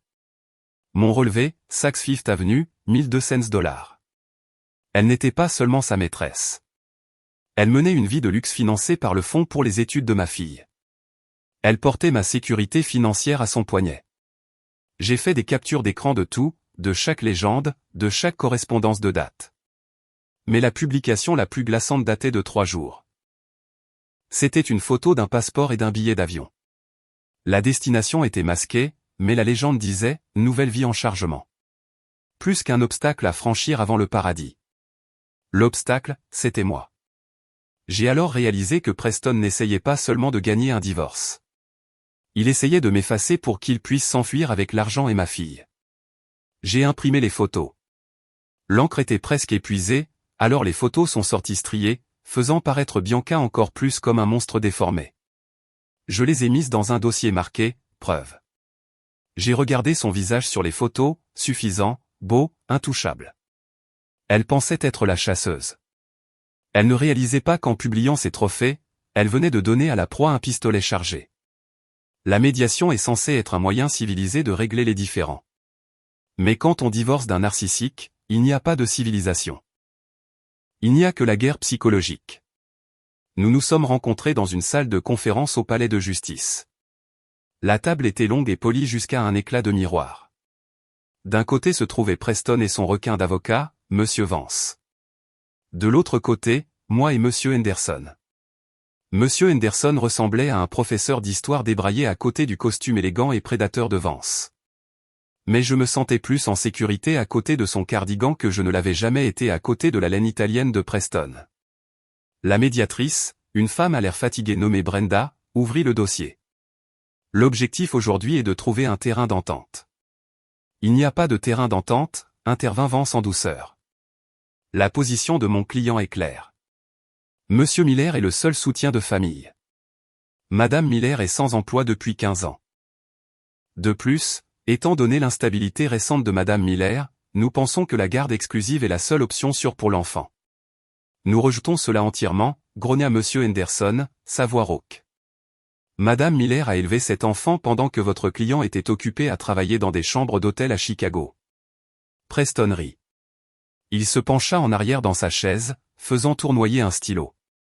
Tu veux vraiment faire ça, Meredith? Tu veux faire traîner ça? Regarde-toi. Tu portes un manteau d'il y a 3 saisons. Tu as vendu le collier de ta grand-mère juste pour payer ce vieil homme. Tu es pathétique. Preston, dis-je, ma voix tremblante mais ferme. Je me fiche de l'argent. Tu peux garder les voitures. Tu peux garder les actions. Donne-moi juste la garde partagée. Laisse-moi être une mère pour Ruby. Preston arrêta de faire tournoyer le stylo. Il se pencha en avant, ses yeux morts et froids. Non. Pourquoi? Suppliai-je. C'est ma fille. Parce que tu es une mauvaise influence, dit Preston. Tu es faible. Tu es émotive. Ruby doit être façonnée pour le succès. Et franchement, Meredith, je déménage. Mon souffle se coupa. Déménager. Déménager où? Preston sourit. Zurich, Suisse. Mon entreprise me mute, et comme j'aurai la garde exclusive, Ruby vient avec moi. Nous partons le lendemain du jugement du procès. Tu ne peux pas faire ça. Je me suis levé, renversant ma chaise. Tu ne peux pas l'emmener dans un autre pays. Je ne la verrai jamais. Vous pourrez lui rendre visite, dit Vance d'un ton dédaigneux. Une fois par an, sous surveillance. Si vous pouvez vous payer le billet d'avion, ce qui, soyons honnêtes, vous ne pourrez pas, c'est un enlèvement, ai-je crié. C'est une stratégie légale, murmura Preston assez fort pour que je sois la seule à entendre. Et tu n'as aucun moyen de l'arrêter. Signe les papiers, Meredith. Si tu signes maintenant, je te donnerai assez d'argent pour louer un appartement décent. Si tu te bats contre moi au tribunal la semaine prochaine, je te laisserai sans abri, et Ruby grandira en Europe en oubliant qu'elle a jamais eu une mère nommée Meredith. Je l'ai regardé. J'ai regardé l'homme avec qui j'avais partagé un lit pendant 15 ans. J'ai réalisé qu'il ne restait plus aucune humanité en lui. C'était une machine alimentée par la cupidité et l'ego. Monsieur Henderson posa une main sur mon bras. Asseyez-vous, Meredith. Je ne signerai pas, dis-je, fixant directement les yeux de Preston. Je préférerais vivre dans une boîte en carton que de te vendre ma fille. Preston, consultant sa Rolex. Comme tu voudras. On se voit au tribunal. Assure-toi de porter quelque chose de bien. Je détesterais que tu aies l'air pauvre et folle aux nouvelles. Il se leva et sortit. Vance le suivit. Je me suis effondré sur la chaise. La Suisse, Monsieur Henderson. Peut-il vraiment faire ça s'il obtient la garde exclusive? Oui, dit Henderson d'un air sombre. Il a l'argent pour accélérer les passeports. Il a les papiers de mutation professionnelle. C'est une raison valable pour déménager. Donc si je perds le procès la semaine prochaine, je la perds pour toujours. Alors nous devons nous assurer que vous ne perdez pas, dit Henderson. Mais pour la première fois, j'ai vu le doute dans ses yeux. Je suis sorti de cette pièce avec l'impression de porter le poids du monde. La Suisse. C'était une condamnation à mort pour ma maternité. J'avais 7 jours. 7 jours pour empêcher un millionnaire, un avocat puissant et une psychologue corrompue de voler ma vie. La salle d'audience était glaciale. Je ne sais pas si c'était la température ou simplement la terreur pure qui parcourait mes veines, mais je ne pouvais pas arrêter de trembler. Le premier jour de Miller contre Miller a commencé en fanfare, ou plutôt par un massacre. La salle était étonnamment pleine. Preston était une figure éminente du monde financier local, et l'idée d'un divorce scandaleux avait attiré des curieux. J'ai vu certaines des femmes avec qui je jouais au tennis, des femmes qui avaient arrêté de répondre à mes appels il y a des mois. Elles chuchotaient derrière leurs mains, regardant ma simple robe noire et mes yeux fatigués. Monsieur Vance, l'avocat de Preston, se leva. Il ressemblait à un requin en costume, élégant et dangereux. Votre honneur, commença Vance, sa voix résonnant. Nous sommes ici aujourd'hui pour sauver un enfant. Pour sauver Ruby Miller d'un environnement toxique créé par une mère qui a perdu le contact avec la réalité. Il ne perdit pas de temps. Il appela son premier témoin, notre femme de ménage, Maria. J'ai halté. Maria était avec nous depuis 5 ans.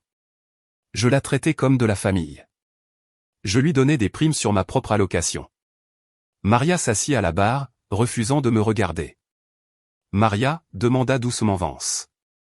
Décrivez l'état du foyer des Miller au cours des 6 derniers mois. C'était en désordre, marmonna Maria en regardant ses genoux. Madame Miller avait arrêté de nettoyer. Il y avait de la vaisselle partout. Le linge s'accumulait. Elle restait au lit jusqu'à midi.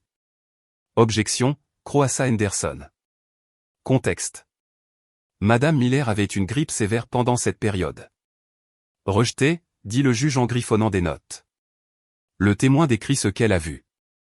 Et Madame Miller a-t-elle déjà oublié d'aller chercher l'enfant à l'école, demanda Vance. Une fois, murmura Maria. J'étais aux urgences, murmurai-je frénétiquement à Henderson. J'avais une migraine si forte que je ne pouvais pas voir. J'ai appelé l'école. Chut, siffla Henderson. Laissez-les parler. Ensuite vint l'expert comptable judiciaire engagé par Preston. Il afficha des graphiques sur un écran. Comme vous pouvez le voir, votre honneur, les habitudes de dépenses de Madame Miller sont erratiques. Des milliers de dollars retirés en espèces. Pas de reçu. Cela suggère soit une dépendance au jeu, soit un problème caché de toxicomanie. Ma mâchoire tomba. C'étaient les retraits en espèces que Preston m'avait forcé à faire parce qu'il avait bloqué mes cartes. Il m'avait dit d'utiliser des espèces pour les courses, mais pour le juge, cela ressemblait juste à des chiffres sur un écran. Des chiffres qui me dépeignaient comme irresponsable et secrète. Preston était assis à la table du demandeur, son visage un masque de préoccupation attristé. Il secouait tristement la tête chaque fois qu'un nouveau fait était révélé, comme pour dire « Voyez ce que j'ai dû supporter ». Au moment de la suspension pour le déjeuner, je me sentais mise à nu. Ils avaient transformé ma maladie en paresse. Ils avaient transformé mon abus financier en dépendance. Je me suis assise sur un banc dans le couloir, mangeant un sandwich rassis que M. Henderson m'avait apporté. Ils sont en train de gagner, dis-je, la voix creuse. Le juge me déteste. Avez-vous vu la façon dont il m'a regardé quand ils ont montré les photos de la cuisine sale? C'est un spectacle, Meredith, dit Henderson, bien qu'il ait l'air inquiet. Il jette de la boue. Notre tour viendra lors du contre-interrogatoire. Nous devons attendre le gros calibre. Le gros calibre? Dr Sterling, dit Henderson. Elle est prévue pour demain matin. Elle est la clé de voûte. Si son témoignage tient, le juge accorde la garde à Preston. Si nous pouvons la discréditer, tout le château de cartes s'effondre. Mais comment, demandai-je. Sarah ne témoignera pas. Nous n'avons que des captures d'écran d'Instagram. Le juge pourrait même ne pas les admettre. J'y travaille, dit Henderson, mais il ne semblait pas confiant. En retournant dans la salle d'audience, j'ai vu Preston debout près de la fontaine à eau. Il parlait à Vance, riant, un vrai rire du ventre. Il m'a vu et m'a fait un clin d'œil. Ce n'était pas un clin d'œil aguicheur. C'était le clin d'œil d'un chasseur qui a le cerf dans sa ligne de mire et qui n'attend que d'appuyer sur la détente. Je suis retourné à ma place, mes jambes semblant être de plomb. J'ai regardé la barre des témoins vide. Demain, la femme qui couchait avec mon mari allait s'asseoir là et dire au monde que j'étais folle. Et la vérité terrifiante était qu'après aujourd'hui, je commençais à sentir qu'ils avaient peut-être raison. Peut-être que j'étais folle de penser que je pouvais gagner. Le lendemain matin, les lourdes portes en bois s'ouvrirent et elle entra. Un silence tomba sur la salle. Ce n'était pas seulement parce qu'elle était le témoin expert. C'était parce qu'elle commandait l'attention. Le docteur Bianca Sterling était radieuse. Elle portait un tailleur-jupe crayon de couleur crème qui avait l'air professionnel mais indéniablement cher. Ses cheveux étaient tirés en arrière dans un chignon lisse et brillant. Elle portait un porte-documents en cuir avec l'air d'une femme qui tenait les 10 commandements à l'intérieur. J'ai arrêté de respirer. C'était elle, la femme du couloir, la femme des photos Instagram. Mais la voir ici, dans cette cour de justice, jurant sur une Bible de dire la vérité, m'a glacé le sang. Elle a pris place à la barre. Elle a ajusté le microphone avec une main manucurée. À son poignet, le bracelet en diamant de Tiffany. Celui payé avec l'argent des études de Ruby. Dr Sterling, comment s'avance, sa voix dégoulinant de respect. Veuillez décliner vos qualifications pour la cour. Je suis titulaire d'un doctorat en psychologie clinique de Yale, dit-elle, sa voix douce comme du velours. J'ai 15 ans d'expérience dans les dynamiques familiales hautement conflictuelles et le développement de l'enfant. Je dirige Sterling Consulting, un cabinet dédié au bien-être familial. Et vous avez été engagé pour évaluer la famille Miller. C'est exact. Quelles ont été vos conclusions concernant Madame Meredith Miller? Bianca tourna la tête une fraction de seconde. Ses yeux rencontrèrent les miens. Il n'y avait ni pitié, ni culpabilité, seulement un amusement froid et prédateur. Mes conclusions ont été profondément troublantes, dit-elle en se tournant vers le juge. Madame Miller présente des signes classiques de troubles de la personnalité borderline avec des tendances narcissiques. Elle crée le chaos pour attirer l'attention. Elle est émotionnellement volatile. Au cours de mes observations, j'ai noté qu'elle projette ses propres insécurités sur l'enfant, créant une dépendance toxique. Pouvez-vous donner un exemple? Certainement. J'ai observé un incident au parc de la ville. Madame Miller était sur un banc, pleurant hystériquement, ignorant complètement sa fille qui errait vers la rue. Ce n'est que lorsqu'un étranger est intervenu que Madame Miller a réagi, et sa réaction a été de l'agression envers l'étranger, pas de l'inquiétude pour l'enfant. Menteuse, ai-je crié avant de pouvoir m'arrêter. Ça n'est jamais arrivé. Je pleurais parce que ma mère était morte. À l'ordre. Le juge frappa de son marteau. Madame Miller, une autre explosion et je vous ferai expulser. Vous voyez, votre honneur, dit doucement Bianca en hochant tristement la tête. Le manque de contrôle des impulsions, les explosions. C'est exactement ce à quoi l'enfant est soumis quotidiennement. Je me suis couvert la bouche avec la main. Je venais de tomber droit dans son piège. Alors qu'elle continuait à débiter ses mensonges, un parfum flotta dans l'air. Le système de ventilation de la salle d'audience avait dû se mettre en marche, transportant l'air de la barre des témoins vers notre table. Bois de santal, cèdre, jasmin. C'était indubitable. C'était l'odeur des chemises de mon mari. C'était l'odeur de la trahison qui avait pourri mon mariage de l'intérieur. J'ai attrapé le bras d'Henderson. C'est elle, sifflai-je. Le parfum. C'est le même parfum. Elle ne fait pas que mentir, monsieur Henderson. Elle porte le bracelet qu'il lui a acheté. Regardez son poignet. Henderson plissa les yeux. Nous ne pouvons pas prouver qui a acheté le bracelet, Meredith. Mais nous le savons. J'avais l'impression de me noyer. Elle est assise là à me juger alors qu'elle couche avec le demandeur. C'est insensé. Je sais, murmura Henderson. Mais le juge voit un doctorat de Yale. Il voit une professionnelle calme et il vous voit, vous, en train de crier. Vance termina son interrogatoire avec un sourire suffisant. Merci, docteur Sterling. Votre témoignage a été éclairant. Votre témoin, dit le juge à Henderson. Henderson se leva lentement. Il se dirigea vers la barre, son vieux dos voûté. Il ressemblait à un chien fatigué aboyant contre une statue immaculée. Docteur Sterling, dit-il d'une voix rauque. Vous dites avoir observé Madame Miller. L'avez-vous déjà formellement interrogée? J'ai tenté de le faire, mentit doucement Bianca. Mais Madame Miller était peu coopérative et hostile. Par conséquent, je me suis fié à l'observation comportementale, ce qui est une pratique standard dans les cas où le sujet est résistant. Résistant, ricana Henderson. Ou inconscient. Avez-vous jamais révélé à Madame Miller que vous l'observiez? Cela aurait altéré le comportement, sourit Bianca. L'observation naturaliste est essentielle. Et votre relation avec Monsieur Miller, demanda sèchement Henderson. Est-elle strictement professionnelle? La salle devint silencieuse. Preston se raidit. Bianca ne scia pas, Monsieur Miller a engagé mon cabinet. Nous avons une relation professionnelle consultant-client. Rien de plus. Vraiment? Henderson sortit l'impression granuleuse en noir et blanc de la photo Instagram que j'avais trouvée. Parce que cette photo d'une fête de fin d'année semble montrer une relation professionnelle plutôt proche. Bianca jeta un coup d'œil à la photo et rit. Un rire léger et tintinnabulent. Oh, maître. C'était une fête d'entreprise. Tout le monde dansait. Si se tenir à côté d'un client est un crime, alors la moitié de cette salle d'audience est coupable. Le juge regarda la photo. Elle était granuleuse. Elle était ambiguë. Monsieur Henderson, avertit le juge. À moins que vous n'ayez une preuve d'inconvenance, passez à autre chose. Ne perdez pas le temps de la cour avec des ragots. Henderson avait l'air vaincu.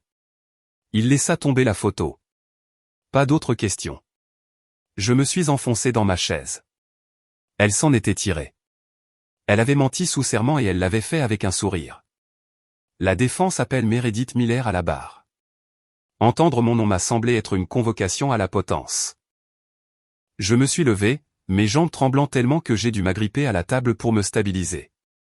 Je me suis dirigé vers la barre des témoins, jurant sur la Bible qui semblait lourde d'ironie dans une pièce pleine de menteurs.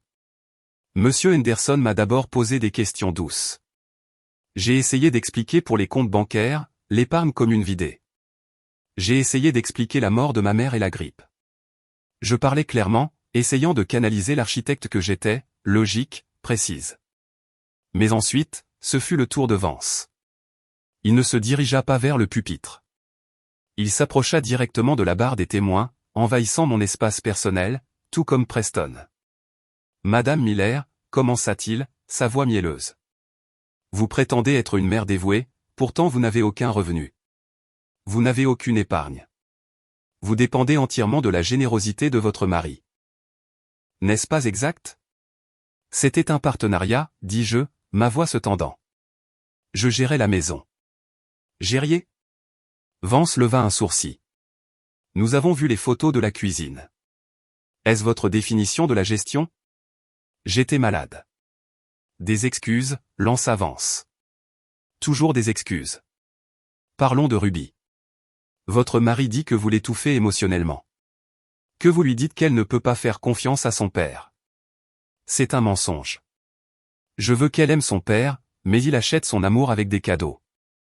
Ou peut-être, se penche Vance, il pourvoit à ses besoins pendant que vous êtes juste là, à exister, un fardeau. Je me suis agrippé à la rambarde. Je ne suis pas un fardeau. Ah non? Vance se tourna vers l'assistance, puis de nouveau vers moi. Votre mari est un homme qui a réussi, le docteur Sterling est une femme qui a réussi. Ce sont des gagnants. Et vous, Meredith, regardez-vous. Vous êtes juste amère parce que vous n'avez pas pu suivre. J'ai abandonné ma carrière pour lui. Vous avez abandonné parce que vous n'étiez pas à la hauteur, dit froidement Vance. Preston me l'a dit. Il a dit que vous étiez au mieux une architecte médiocre. Il a dit qu'il vous avait épousé par pitié. C'était un mensonge. Je savais que c'était un mensonge. J'étais première de ma classe. Mais entendre que Preston s'était moqué de moi, auprès de son avocat, de Bianca, de tout le monde, ça a brisé quelque chose en moi. Ce n'est pas vrai, ai-je élevé la voix. Et maintenant, continua Vance, m'ignorant. Vous voulez entraîner Ruby dans votre chute. Vous voulez la rendre médiocre, elle aussi. Vous voulez la garder dans cette petite ville, dans une petite vie, au lieu de la laisser aller à Zurich où elle pourra s'épanouir. Elle a 7 ans, ai-je crié. Elle a besoin de sa mère. Elle a besoin d'une mère stable, cria Ben en retour, son visage à quelques centimètres du mien. Pas d'une femme qui crie. Pas d'une femme qui s'effondre. Regardez ça. Il claqua une grande photographie sur la rambarde devant moi. C'était moi dans ma chambre. Mes cheveux étaient en bataille. Mes yeux étaient si gonflés qu'ils étaient fermés et ma bouche était ouverte dans un cri d'angoisse pure. Elle avait été prise la nuit où Preston m'a dit qu'il me quittait. La nuit où il m'a poussé. La nuit où j'ai cru que ma vie était finie. Je n'étais pas folle. J'avais le cœur brisé. Mais sur cette photo, figée dans le temps, je ressemblais à un monstre. Est-ce le visage d'une femme saine d'esprit, hurla Vance à la salle d'audience. Est-ce le visage que vous voulez voir coucher votre enfant? Il a pris ça après m'avoir poussé, me suis-je lamenté en me levant. Il m'a provoqué. Il a souri pendant que je pleurais. C'est lui le monstre. Vous ne le voyez pas? Il me vole ma vie. Je pointai Preston du doigt. Ma main tremblait violemment. Je pleurais, de les sanglots convulsifs. Votre honneur. Vance se tourna vers le juge, écartant les bras. J'ai terminé. Le témoin a parfaitement prouvé le diagnostic du docteur Sterling. Volatile, hystérique, inapte. Je me suis figé. J'ai regardé le juge. Il ne regardait pas la photo. Il me regardait.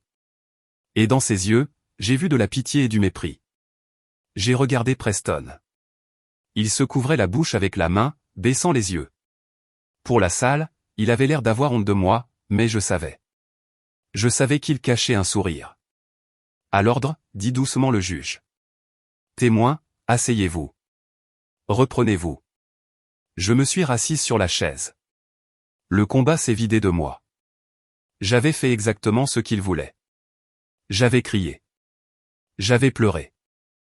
Je leur avais donné raison.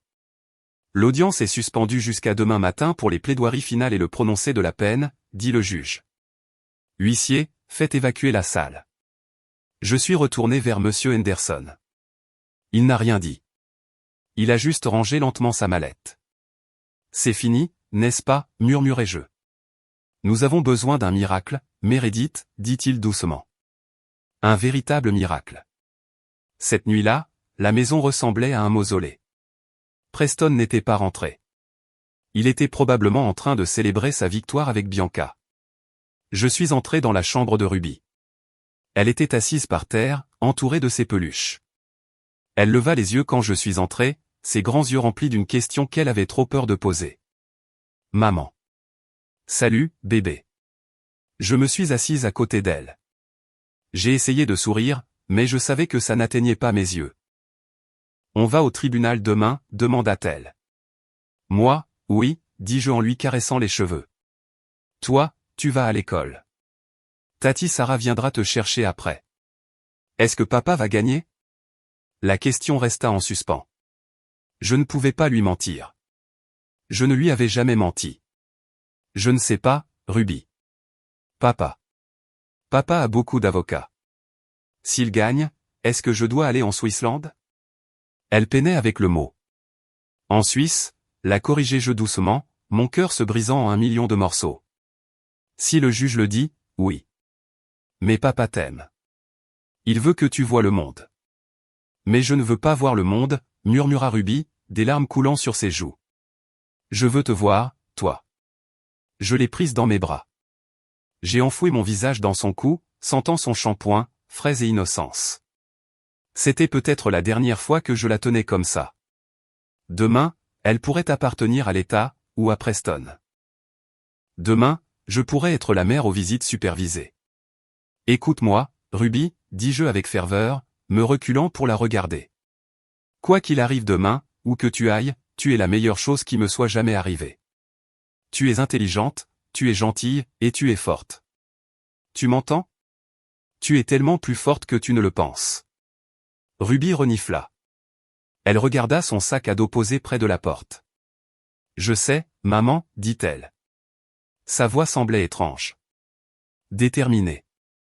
Les adultes pensent que les enfants ne savent pas les choses. Mais si, on sait. Qu'est-ce que tu veux dire? Elle ne répondit pas. Elle rampa simplement jusqu'à son sac à dos et vérifia la poche avant. J'ai vu le coin de la tablette cassée dépasser. Ruby, pourquoi tu emmènes cette vieille chose à l'école?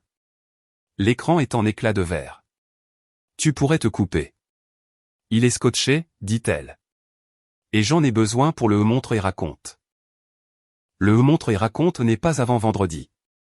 C'est pour un projet spécial, dit-elle évasivement. J'étais trop épuisé pour discuter.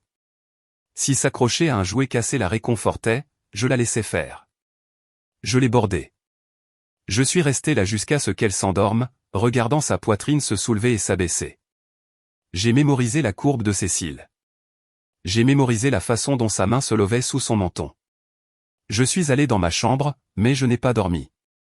Je suis resté assise près de la fenêtre, regardant la lune se lever sur la rue de banlieue qui avait été ma prison et mon sanctuaire. Je sentais un vide en moi si profond qu'il résonnait.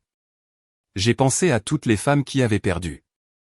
Les femmes qui avaient été dupées par des hommes avec plus d'argent et moins de morale. J'ai senti leur douleur se mêler à la mienne. Et c'est là que j'ai besoin que vous fassiez une pause avec moi une seconde. Mon cœur avait l'impression d'être serré par une main géante dans cette pièce sombre. Je sais que quelque part, vous écoutez ceci et peut-être connaissez-vous cette douleur. Peut-être vous êtes-vous sentie impuissante. Si vous êtes toujours là avec moi, à écouter mon histoire, s'il vous plaît, aidez-moi en aimant cette vidéo et en commentant le chiffre ainsi dessous. Cela me dit que vous êtes incroyable et cela me dit que je ne suis pas seul dans ce voyage. Votre soutien est le fil invisible qui me maintient en ce moment. S'il vous plaît, commentez un pour que je puisse vous voir. Et maintenant, laissez-moi vous raconter le jour où le monde s'est arrêté de tourner. Le dernier jour du procès. Le jour du jugement. La salle d'audience était bondée.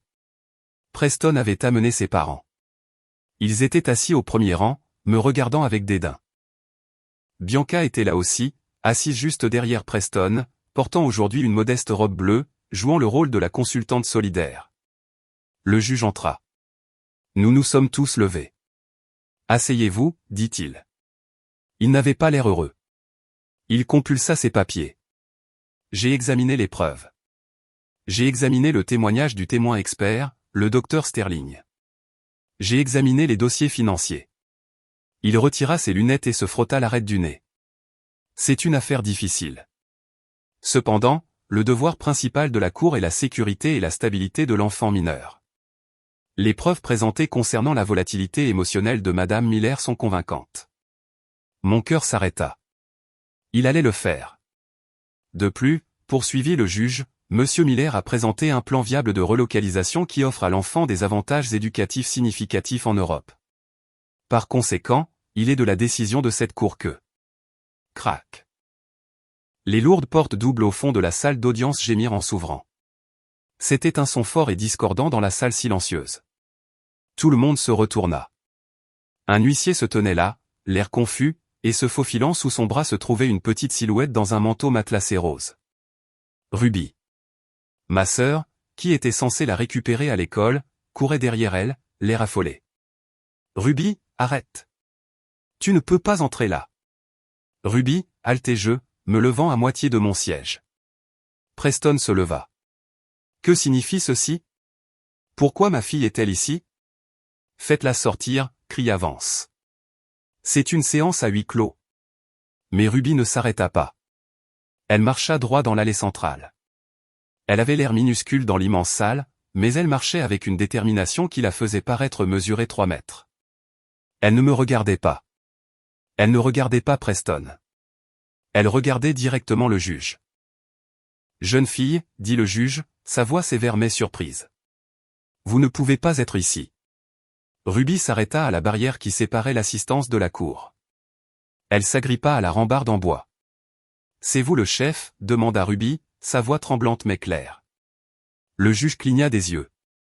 Je suis le juge. Oui. Mon papa a dit que vous alliez me faire partir, dit Ruby. Il a dit que vous alliez me faire vivre avec lui et Tatibé. Ruby, arrête ça tout de suite, hurla Preston, son visage devenant rouge. Sarah, fais-la sortir d'ici. Non, cria Ruby en retour, se tournant pour faire face à son père. Je n'irai pas. Tu es un menteur. La salle haleta. Jeune fille, dit fermement le juge. On ne crie pas au tribunal. Ruby se retourna vers le juge. Elle plongea la main dans son sac à dos. Mon cœur battait la chamade. Allait-elle sortir un jouet? Un dessin? Elle sortit la tablette cassée. Celle avec l'écran scotché. Papa a dit que maman est folle, dit Ruby, des larmes commençant à couler sur son visage. Papa a dit que maman est méchante. Mais papa ment. Et Tatibé ment. Et j'ai des preuves. Des preuves. Le juge se pencha en avant. Ruby, range ça. Preston se jeta vers la barrière, mais l'huissier se mit sur son chemin. Asseyez-vous, monsieur Miller, ordonna l'huissier. Votre honneur, c'est ridicule, balbutia Vance. C'est une enfant. Elle a manifestement été coachée par la mère. Je n'ai pas été coachée, cria Ruby. Maman ne sait pas, maman pense qu'elle est cassée. Elle leva la tablette comme un bouclier. Puis-je vous montrer, demanda Ruby au juge. S'il vous plaît. Avant que vous ne m'envoyiez au loin. Le juge regarda Preston, qui transpirait. Il me regarda, assise là, sous le choc, et il regarda la petite fille tenant un morceau de verre et de plastique brisé. Huissier, dit lentement le juge. Prenez l'appareil de l'enfant et connectez-le à l'écran du tribunal. Objection, cria Vance. Nous ne connaissons pas la provenance de cette preuve numérique. Rejeté, dit le juge, ses yeux se plissant. C'est dans le meilleur intérêt de l'enfant. Je veux voir ce qu'elle pense être si important. La salle devint complètement silencieuse. L'huissier prit la tablette. Il brancha un câble sur le côté. Les grands moniteurs sur les murs s'animèrent. Preston s'enfonça dans sa chaise. Il mit sa tête dans ses mains. Et puis la vidéo commença à jouer. L'écran fut noir une seconde. Puis une image apparut. L'angle était bas, filmant vers le haut depuis le niveau du sol, partiellement obscurci par des feuilles vertes. C'était la vue de derrière la grande plante ficus de notre salon. L'horodatage dans le coin indiquait, 12 novembre, 20h45. C'était la nuit où Ruby s'était enfuie. La nuit où j'étais au cinéma. Dans la vidéo, Preston entra dans le champ. Il portait sa robe de chambre en soie. Il tenait un verre de vin rouge. Mon Dieu, elle est si pathétique, dit Preston, sa voix parfaitement claire à travers les haut-parleurs du tribunal. Tu as vu sa tête quand je lui ai dit que je prenais la gamine? Une autre silhouette entra dans le champ. Bianca. Elle ne portait pas le tailleur professionnel qu'elle portait au tribunal. Elle portait ma robe de chambre. Elle portait ma robe de chambre en soie, celle que Preston m'avait offerte pour notre anniversaire il y a 3 ans. Tu es trop dur avec elle, chérie, ronronna Bianca en lui prenant le verre de vin. Elle rit. Je plaisante. C'est un paillasson.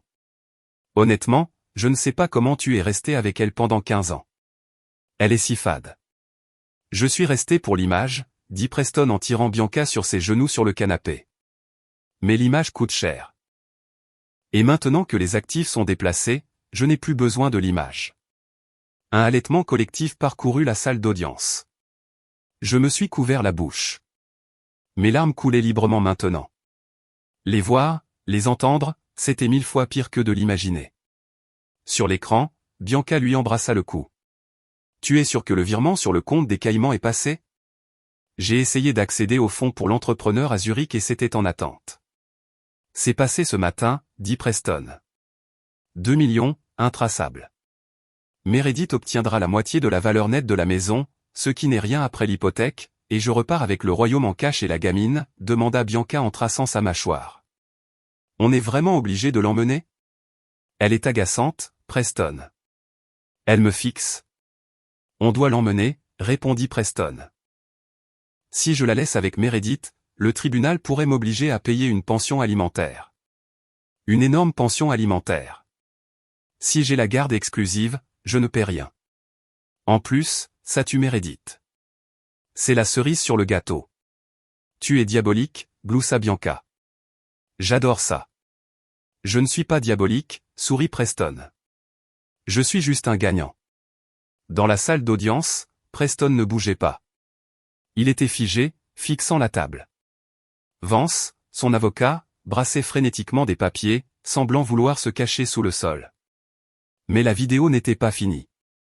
Si vous sentez la rage monter en vous en ce moment, en voyant cette injustice, vous n'êtes pas seul. Mon sang bouillait. Si vous êtes prêt à voir ces deux-là recevoir ce qu'ils méritent, cliquez sur le bouton j'aime maintenant. Regardons le karma frapper ensemble.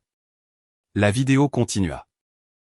Le couple à l'écran s'installa plus profondément dans le canapé, complètement inconscient qu'une fillette de 7 ans enregistrait leur destruction à 1,5 mètre de distance. Et le rapport psy, demanda Preston dans la vidéo. Est-il prêt? Bianca prit une gorgée de vin. Je l'ai rédigé ce matin. C'est un chef-d'œuvre de fiction, si je puis dire.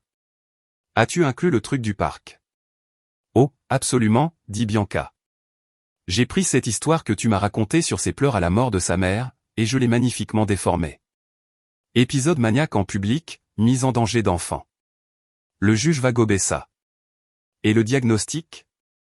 Trouble de la personnalité borderline, déclara fièrement Bianca. C'est le diagnostic parfait pour une ex-femme difficile. Ça explique la colère, les larmes, la victimisation. Ça fait que tout ce qu'elle dit sonne comme un symptôme, pas un fait. Tu es un génie, Preston l'embrassa. Mais si le juge demande un deuxième avis? Il ne le fera pas, dit Bianca avec confiance. J'ai les diplômes. En plus, Vance va la provoquer au tribunal. Tu te souviens du plan? Utiliser la photo. Celle que j'ai prise quand je l'ai poussée. Oui. Vance la lui montrera. Il la traitera de folle. Elle criera. Elle pleurera. Et boum. Diagnostic confirmé. Elle prouvera qu'elle est instable juste devant l'huissier. Mon Dieu, j'adore quand tu parles comme ça, rit Preston. La vidéo se termina par le bruit de verres qui s'entrechoquent. L'écran devint noir. Pendant 3 secondes, il y eut un silence absolu dans la salle d'audience. Personne ne respirait. Personne ne bougeait. Le poids de la vérité flottait dans l'air, lourd et suffocant. Preston Miller venait d'avouer la fraude, le vol, le parjure et la conspiration. Bianca Sterling avait avoué avoir falsifié des dossiers médicaux et s'être parjurée. Puis le chaos éclata. « Tu m'as piégé », cria Preston en se levant et en pointant Bianca du doigt. « C'est toi qui as écrit le rapport. C'était ton idée. » « Moi » hurla Bianca, sa façade posée se brisant instantanément. « C'est toi qui m'as dit qu'elle était folle. C'est toi qui m'as dit de l'écrire. Tu m'as payé. Asseyez-vous. » La voix du juge rugit comme le tonnerre. Il n'utilisa pas le marteau. Il se leva, son visage rouge d'une fureur que je n'avais jamais vue chez un être humain. « Huissier. » Le juge pointa un doigt tremblant vers les portes. « Verrouillez les portes. Personne ne quitte cette salle. Personne. » L'huissier se déplaça rapidement, se tenant devant les portes doubles. 2 policiers qui étaient postés dans le couloir entrèrent. Le juge baissa les yeux sur Preston et Bianca. Ses yeux brûlaient. « En 30 ans de magistrature, » dit le juge, sa voix tremblant de rage. « J'ai vu des menteurs. J'ai vu des voleurs. Mais je n'ai jamais vu une moquerie si calculée et malveillante de cette cour. » Il se tourna vers Vance. « Maître, étiez-vous au courant de cela ?» Vance se leva, les mains levées en signe de reddition. « Votre honneur, je n'en avais aucune idée. Je me fiais aux témoins experts. Je me retire immédiatement comme conseil. » Sage décision, cracha le juge. Parce que vous aurez de la chance si vous n'êtes pas radié pour négligence. Il tourna son regard vers Bianca Sterling. Elle se ratatinait sur son siège, serrant son collier de perles. Docteur Sterling, vous vous êtes tenu dans ma cour sous serment et avez présenté un diagnostic médical fabriqué pour priver une mère de son enfant. Balbutia Bianca. C'était une évaluation théorique. C'était un parjure. Le juge frappa sa main sur le bureau. C'était de la maltraitance d'enfant. Et vous, monsieur Miller, vous avez admis avoir caché des actifs. Vous avez admis avoir provoqué votre femme pour la piéger.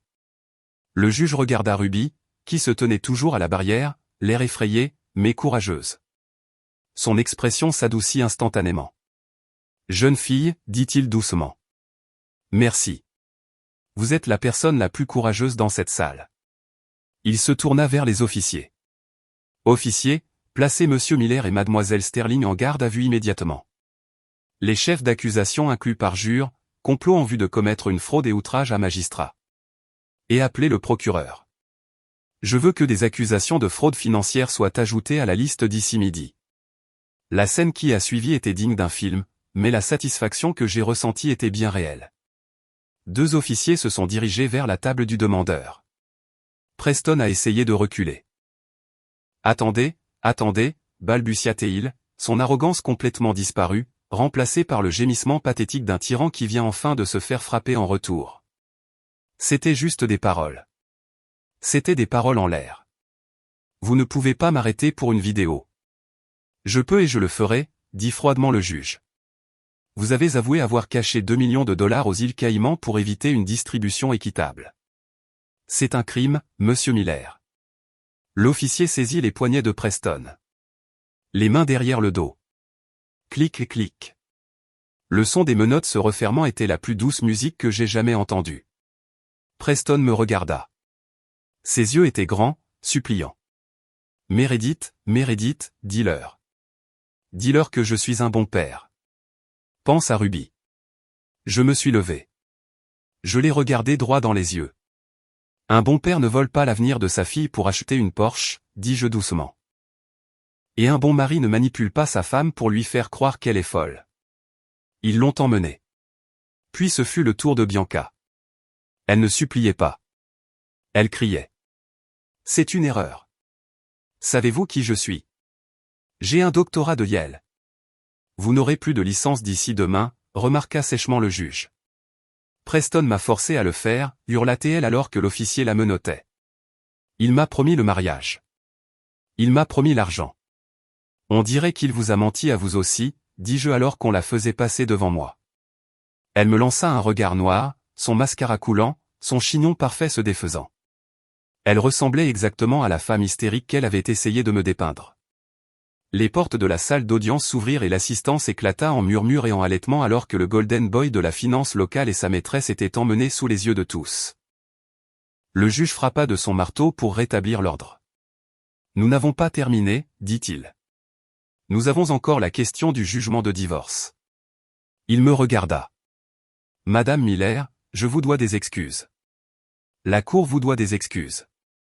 Nous avons échoué à vous protéger de ce prédateur. » « Merci, votre honneur, murmurai-je en serrant la main de Monsieur Henderson. Henderson rayonnait, paraissant 10 ans plus jeune. Sur la base des preuves présentées, déclara le juge, je rends un jugement sommaire. Le juge n'eut même pas besoin de regarder ses notes. Il parla avec son cœur et avec la loi. 1, dit-il en levant un doigt. J'accorde à Meredith Miller un divorce immédiat pour adultère et cruauté extrême. 2. La garde légale et physique exclusive de Ruby Miller est accordée à la mère. Les droits de visite de M. Miller sont suspendus indéfiniment en attendant une évaluation psychologique complète, une vraie, et la conclusion de son procès pénal. J'ai laissé échapper un sanglot de soulagement. Ruby a franchi la barrière et a sauté dans mes bras. J'ai enfoui mon visage dans son manteau matelassé. Elle était à moi. Elle était en sécurité. Pas de Suisse. Pas de Bianca. 3. Poursuivit le juge.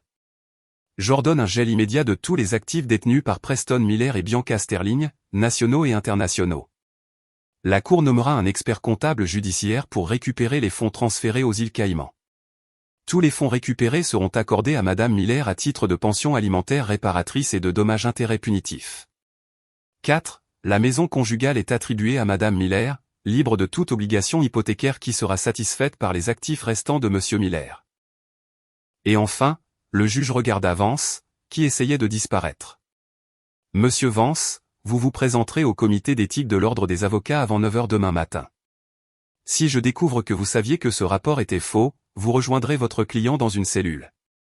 Oui, votre honneur, murmura Vance. L'audience est levée. Le marteau tomba. Ça sonnait comme la liberté. Monsieur Henderson m'a serré dans ses bras. On l'a fait, Meredith. Ou plutôt, elle l'a fait. Il montra Ruby. J'ai regardé ma fille. Elle tenait sa tablette cassée comme un trophée. J'ai bien fait, maman, demanda-t-elle. Tu as bien fait, bébé, pleurai-je en l'embrassant sur le front. Tu nous as sauvés. Nous sommes sortis du palais de justice sous le soleil éclatant de l'hiver. L'air était froid, mais pour la première fois depuis des mois, je ne le sentais pas. Je me sentais au chaud. Je me sentais légère. Preston et Bianca étaient déjà à l'arrière des voitures de police, entourés de gyrophares. Je ne les ai même pas regardés. Ils étaient mon passé. Ruby était mon avenir. 6 mois plus tard, l'odeur de pain grillé brûlé et de silence a disparu de ma vie. Maintenant, ma cuisine sent la vanille et la peinture fraîche. J'ai vendu la grande maison. Je ne pouvais plus y vivre. Trop de fantômes dans les couloirs. Avec l'argent du règlement, et oui, les experts comptables ont trouvé chaque centime que Preston avait essayé de cacher, j'ai acheté une belle ferme ensoleillée avec un grand jardin. J'ai aussi rouvert mon studio de design. Meredith Miller Interior est officiellement ouvert. Ma première cliente, la femme du juge. C'est drôle comme la vie fonctionne. Ruby s'épanouit. Elle va dans une nouvelle école où elle a rejoint le club de robotique. Elle n'a pas beaucoup demandé de nouvelles de son père. Il attend actuellement son procès et risque 10 à 15 ans pour fraude et parjure. Bianca a perdu sa licence et risque également la prison. Un après-midi, Ruby et moi peignons les murs de sa nouvelle chambre d'un jaune vif et joyeux. « Maman, » dit Ruby en trempant son pinceau. « Je peux te demander quelque chose ? » « Tout ce que tu veux, ma chérie. » « Pourquoi as-tu pleuré ce jour-là au tribunal quand le méchant avocat t'a crié dessus ? » J'ai posé mon rouleau. Je me suis essuyé les mains sur un chiffon. Parce que j'avais peur, Ruby. Je pensais que personne ne me croyait. Ruby hocha la tête, pensive. C'est pour ça que j'ai réparé la tablette. Tu sais, dis-je en m'asseyant à côté d'elle sur la bâche. Je ne comprends toujours pas comment tu as su les enregistrer ou pourquoi tu as gardé le secret. Ruby sourit. C'était un sourire espiègle, plein d'intelligence. Tu te souviens quand tu m'as acheté le kit de science? Celui sur l'observation? Oui. Il disait qu'un bon scientifique observe la nature sans la déranger. Si les animaux savent que tu les regardes, ils agissent différemment. J'ai ri. Alors, papa et Bianca étaient les animaux? Ouais, dit Ruby en faisant claquer le EP. Papa m'a dit que tu étais bête. Il a dit, maman est trop bête pour savoir ce qu'on fait. Mais je sais que tu n'es pas bête. Tu es la personne la plus intelligente que je connaisse. Tu peux construire des maisons dans ta tête. Mes yeux se sont remplis de larmes. Alors, continua Ruby, je savais que si je te parlais de Bianca, tu crierais sur papa. Et si tu criais, papa arrêterait de faire les mauvaises choses devant moi. Il se cacherait. Alors, je suis restée silencieuse. J'ai attendu d'avoir. Quel est le mot que monsieur Henderson a utilisé? Des preuves.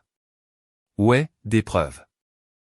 J'ai attendu d'avoir les preuves et puis j'ai attendu le bon moment pour les utiliser. Comme un piège. J'ai regardé ma fille de 7 ans. Elle n'était pas seulement intelligente. Elle était d'une intelligence terrifiante. Elle avait déjoué un millionnaire et une psychologue titulaire d'un doctorat avec une tablette cassée et la patience d'une sainte. Tu es incroyable, Ruby Miller, dis-je en la serrant fort dans mes bras. Mais la prochaine fois, dis-le simplement à maman. D'accord, plus de missions secrètes. D'accord, gloussa-t-elle. Sauf si tu as un petit ami. Alors, j'enquêterai sur lui aussi. Nous avons toutes les deux ri, le son résonnant dans notre nouvelle maison heureuse. J'ai regardé par la fenêtre le jardin. Le gel avait disparu. Les fleurs s'épanouissaient. J'avais perdu un mari, mais je m'étais retrouvé. Et j'avais élevé une fille qui connaissait la différence entre une étiquette de prix et la vraie valeur. Preston pensait qu'il pouvait nous briser. Il pensait qu'il pouvait acheter le bonheur et voler notre avenir. Mais à la fin, il a appris la leçon la plus difficile de toutes. On ne peut pas construire un royaume sur des mensonges, surtout quand il y a une petite fille avec une tablette cassée qui observe chacun de vos mouvements. Et voilà, mes amis, comment j'ai retrouvé ma vie. Merci beaucoup d'avoir écouté mon histoire. Ce n'était pas facile à raconter, mais j'espère que cela vous rappelle que peu importe à quel point il fait sombre, la vérité trouve toujours un chemin vers la lumière. Si vous avez apprécié cette histoire et que vous souhaitez me soutenir, veuillez aimer cette vidéo et vous abonner à la chaîne. Et dites-moi dans les commentaires, avez-vous déjà eu un enfant qui a remarqué quelque chose que vous aviez manqué? J'adorerais entendre vos histoires. D'ici la prochaine fois, restez fort et faites confiance à votre instinct.